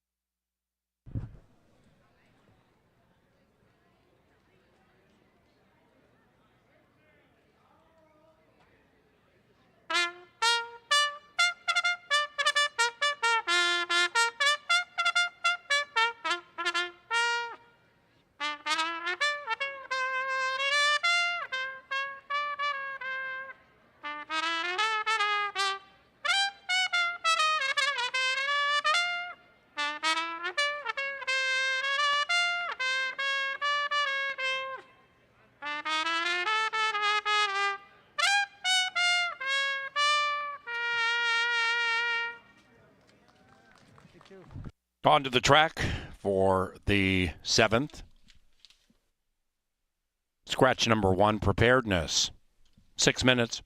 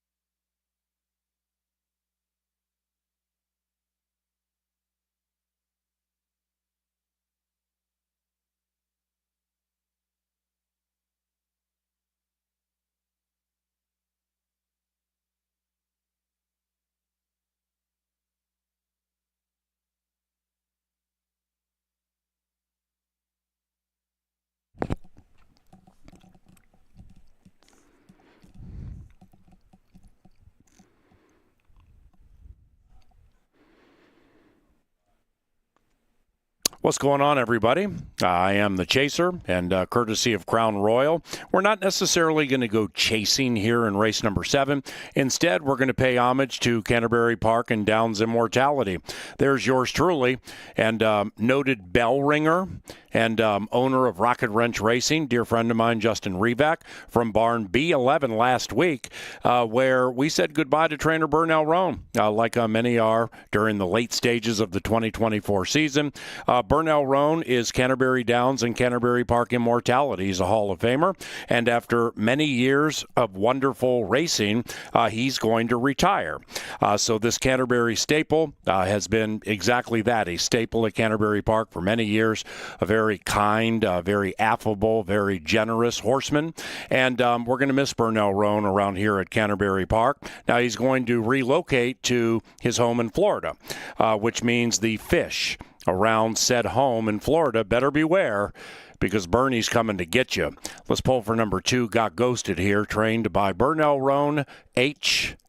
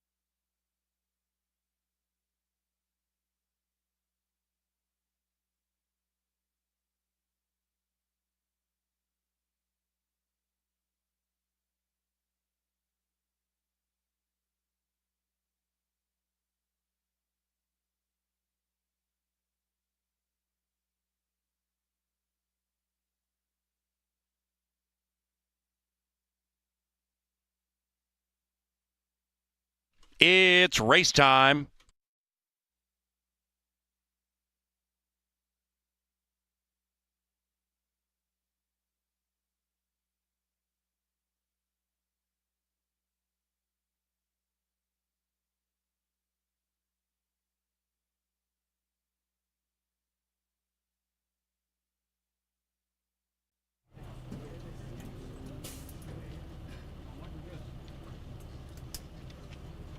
David's Faith, last in. Here they come. 7 battle. And they're racing. Another perfect start.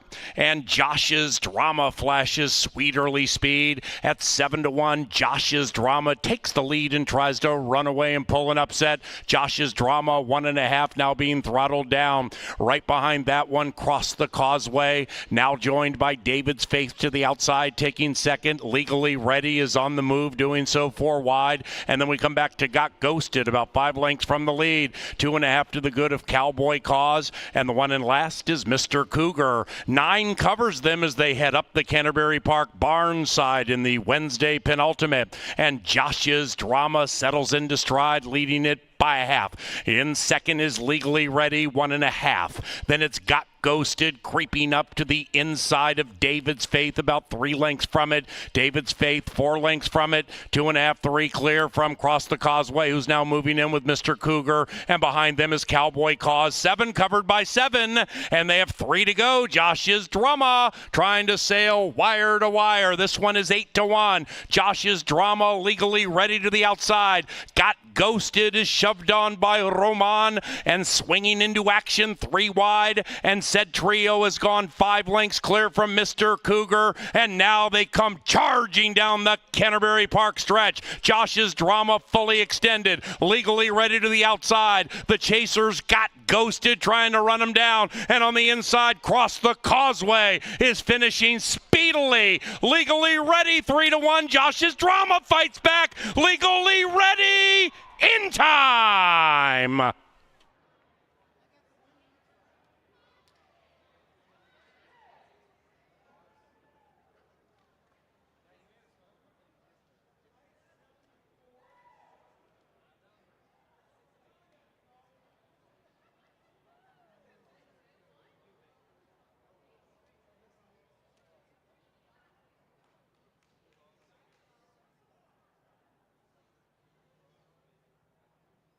Photo finish.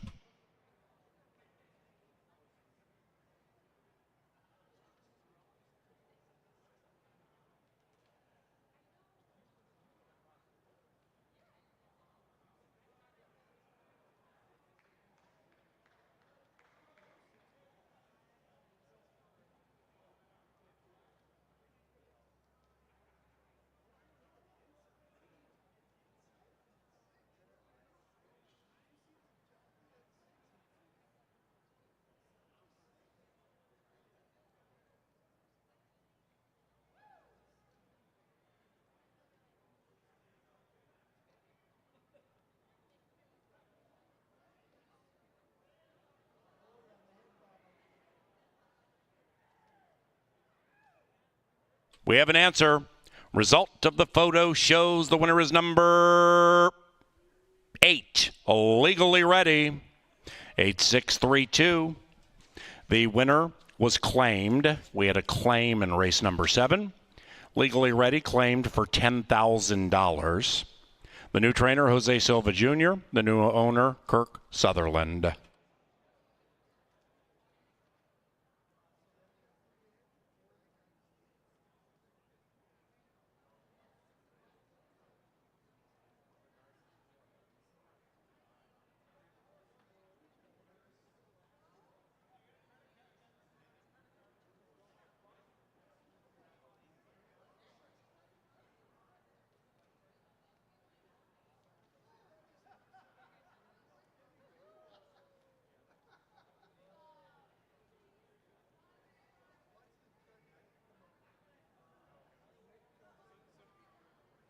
The 7th is official.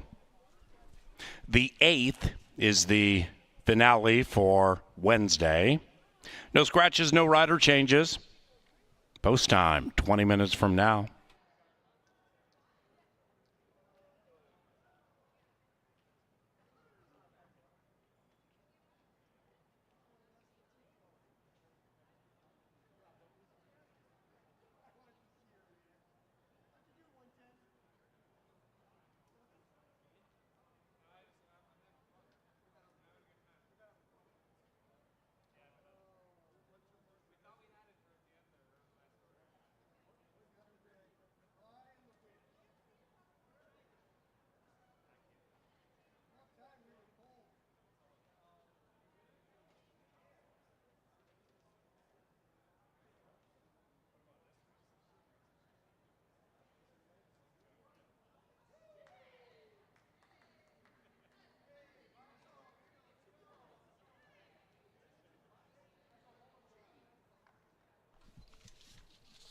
Into the winner's circle, the victorious Legally Ready and Luis Valenzuela.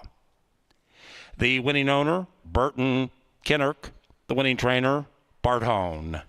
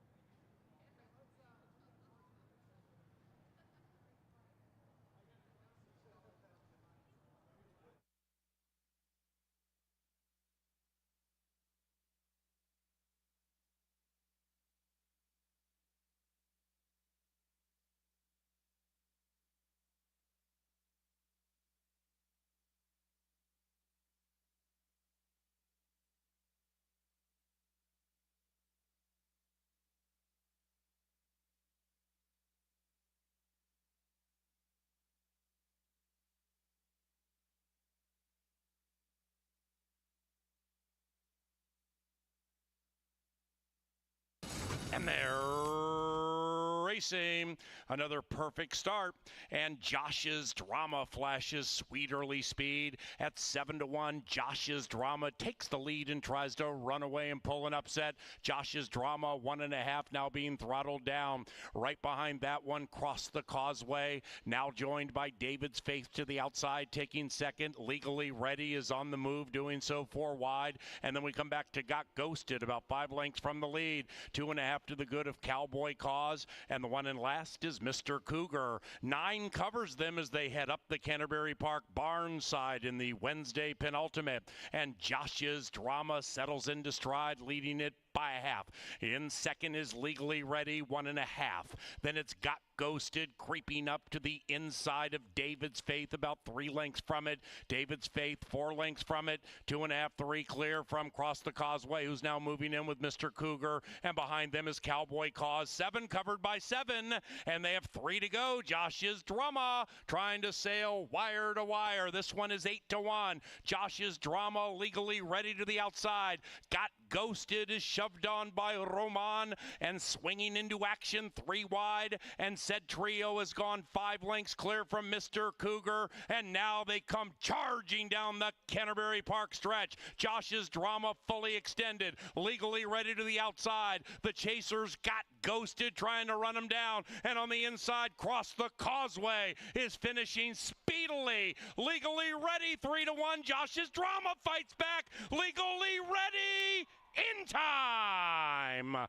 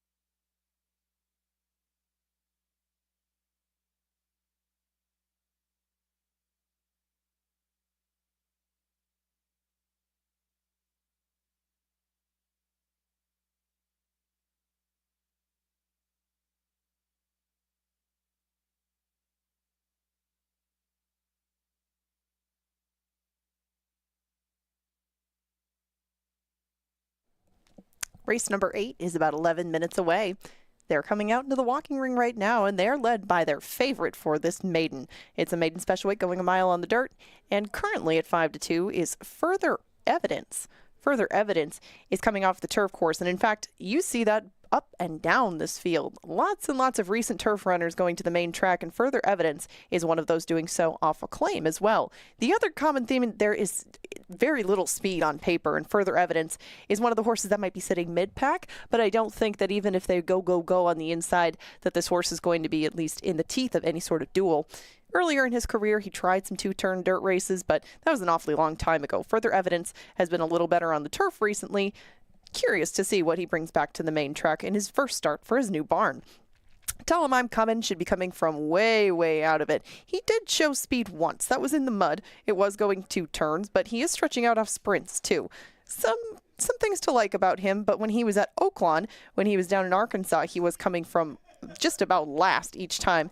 Sometimes he managed to pick up a piece, but with the lack of speed, at least obvious speed, Tell Him I'm Coming maybe up against it just from his style standpoint. Speaking Loud, just next door, does have some speed to work with. I wouldn't be surprised at all to see Brian Pena put this one into the race early, as Speaking Loud has been a touch better when he's been close to the pace, and that was the case in late July. That was on the grass as well. This is one of those runners making the move from the turf to the main track, but he was in against claimers that day too. Speaking Loud is going to have to take a step forward, but he may have a little less to do than some of the deep closers in this group, including Percy Road. The horse right next door, who's coming out of sprints too, usually is near the back early on. He's 0 for 12 at this point, but he's done a lot of different things. He's been sprinting for the majority of his career, so you can be a bit more forgiving about that. It's just a couple of the pieces that are starting to stack up with the starts. This one is very usable from off the pace, though, and Luis Valenzuela probably learned a little bit more about him last time. He'll be back aboard today, and they are a nice price at 12-1.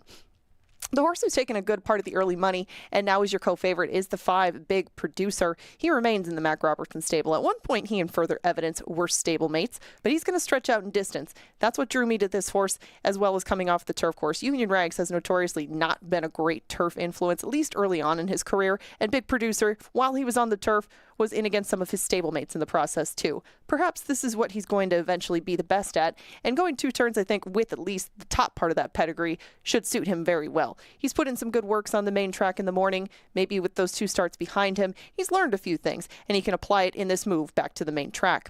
Parisian Promise is the other one from the Rican stable. He should be probably near his stablemate early on. However, he is not stretching out in distance. He's been going 2 turns steadily lately. Hasn't been making too much of a late move. He has been against these maiden special weights on the turf, so maybe he'll appreciate getting back to the main track. But by far, his best rate to date was in the mud, and he is racing on a dry surface tonight. Maybe I'll wait for some rain in the forecast before putting him into the tickets. Braggadocious has plenty of experience doing this. They nearly pulled off an upset with Political Riot earlier today, and Braggadocious has some speed to work with too. I can see why he is taking a bit of money. I would expect that 7-1 to definitely come down, but he's a very usable player vertical-wise. Even if you don't like this horse to win, definitely use him in some of those exactas tries and superfectas that you put together in the last. The Gypsy Chief on the outside was an interesting item to me. I did use him on my tickets because he's, I think, the only one who really has his sights set on the lead. Some of these horses stretching out in distance probably will show some speed, but Gypsy Chief has had one way to go thus far, at least in his 2-turn races since that big layoff. And Gypsy Chief, even if he's been close at the end, once he gets looked in the eye, he's blinked a few times. So I'm hoping that maybe he breaks that trend today with the outside post. He's taking on a new surface going 2 turns. He has not raced on the dirt around 2 turns, but let's find out what he does on the front end. He is a very usable 4-1. That's the grid of selections. One more on this Wednesday night. And we appreciate everybody who has come out to join us here at Canterbury and across the country watching. You got 7 more minutes of Wednesday racing. Remember, 4 o'clock is first post both tomorrow and closing day on Saturday. Good luck in the finale. Good night.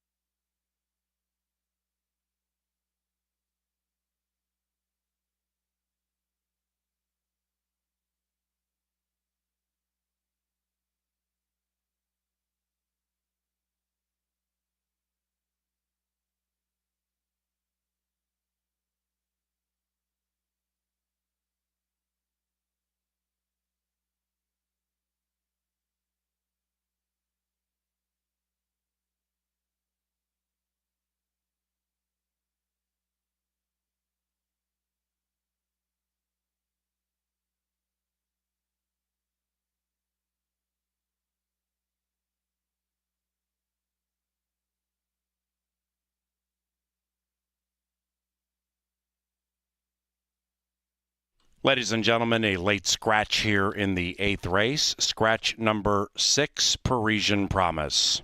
Number 6, Parisian Promise, is a late scratch. Refunds available for Win Play Show, Exacta, and Trifecta, along with Superfecta wagers involving number 6, Parisian Promise. There will be a consolation double paid to number 6 from the winner of race 7, and pick 3, 4, and 5 action, including number 6, shifts to the starting favorite here in race 8.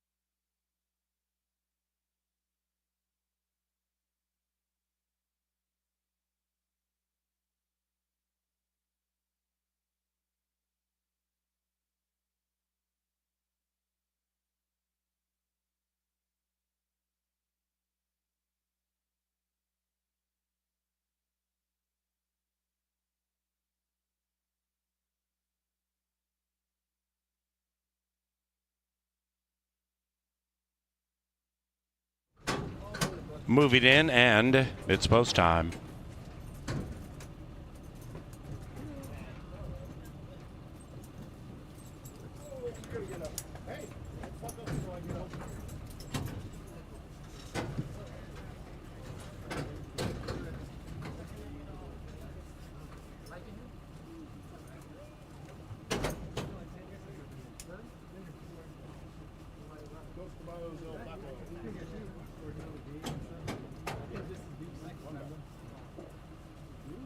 One out.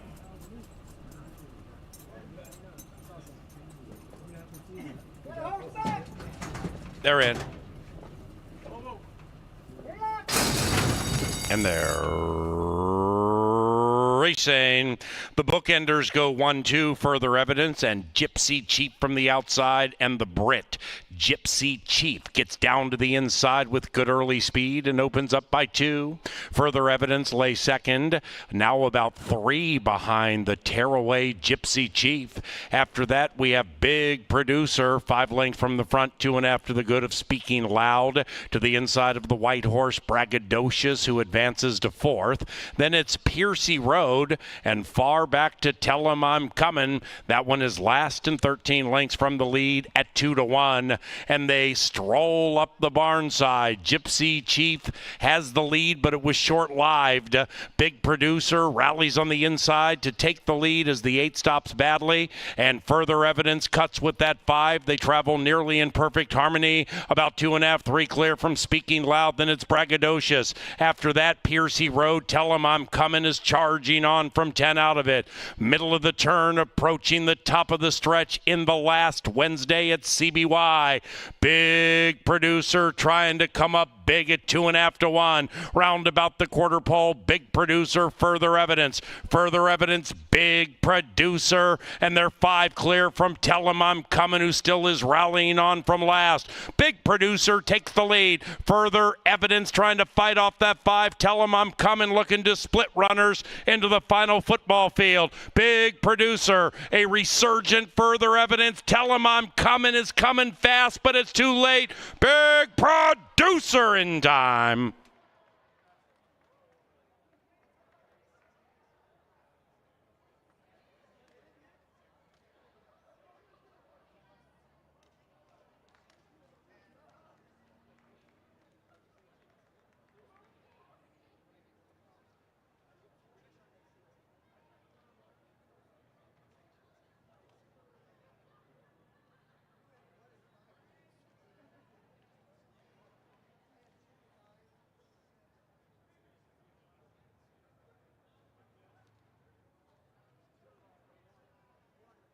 Photo finish.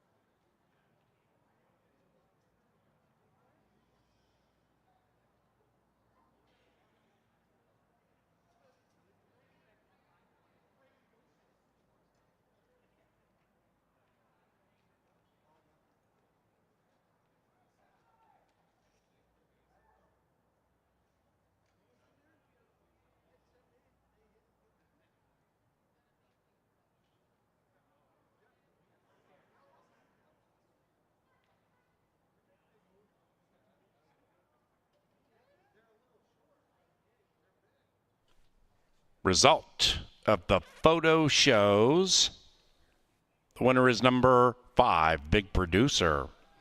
2, Tell 'em I'm Coming, second. 1, Further Evidence, third. And 4, Piercy Road, fourth.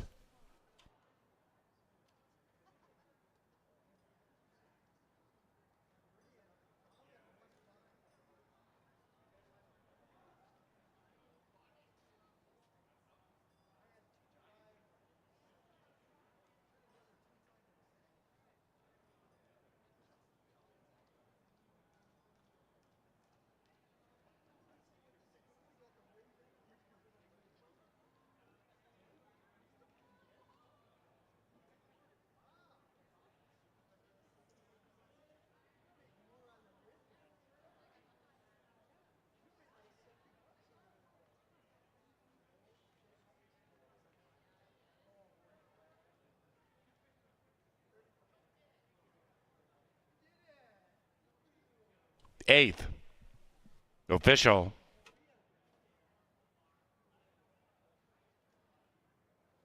Final pick 3, 59.20. The final pick 4, 83.60. Second pick 5, 1,359.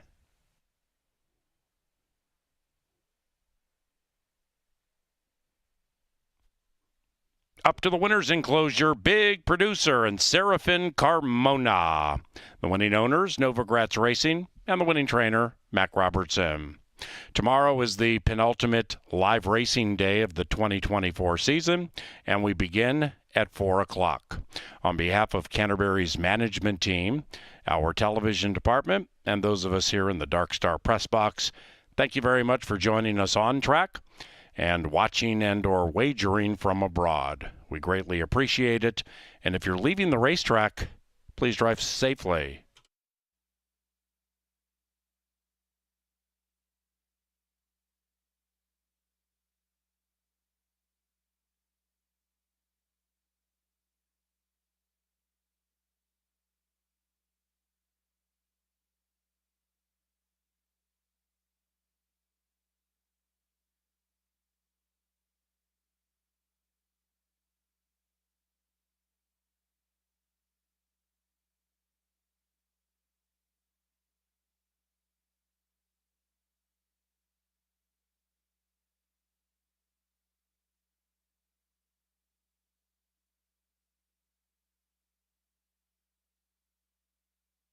Racing. The bookenders go 1-2, Further Evidence, and Gypsy Chief from the outside, and the Brit. Gypsy Chief gets down to the inside with good early speed and opens up by 2. Further Evidence lay second, now about 3 behind the tearaway Gypsy Chief. After that, we have Big Producer, 5 lengths from the front, 2.5 to the good of Speaking Loud. To the inside of the white horse, Braggadocious, who advances to 4th. Then it's Piercy Road, and far back to Tell 'em I'm Coming. That one is last and 13 lengths from the lead at 2-1. And they stroll up the barn side. Gypsy Chief has the lead, but it was short-lived. Big Producer rallies on the inside to take the lead as the 8 stops badly, and Further Evidence cuts with that 5. They travel nearly in perfect harmony, about 2.5, 3 clear from Speaking Loud. Then it's Braggadocious. After that, Piercy Road, Tell 'em I'm Coming, is charging on from 10 out of it. Middle of the turn, approaching the top of the stretch in the last Wednesday at CBY. Big Producer trying to come up big at 2.5-1. Round about the quarter pole, Big Producer, Further Evidence. Further Evidence, Big Producer, and they're 5 clear from Tell 'em I'm Coming, who still is rallying on from last. Big Producer takes the lead. Further Evidence trying to fight off that 5. Tell 'em I'm Coming, looking to split runners into the final football field. Big Producer, a resurgent Further Evidence. Tell 'em I'm Coming is coming fast, but it's too late. Big Producer in time.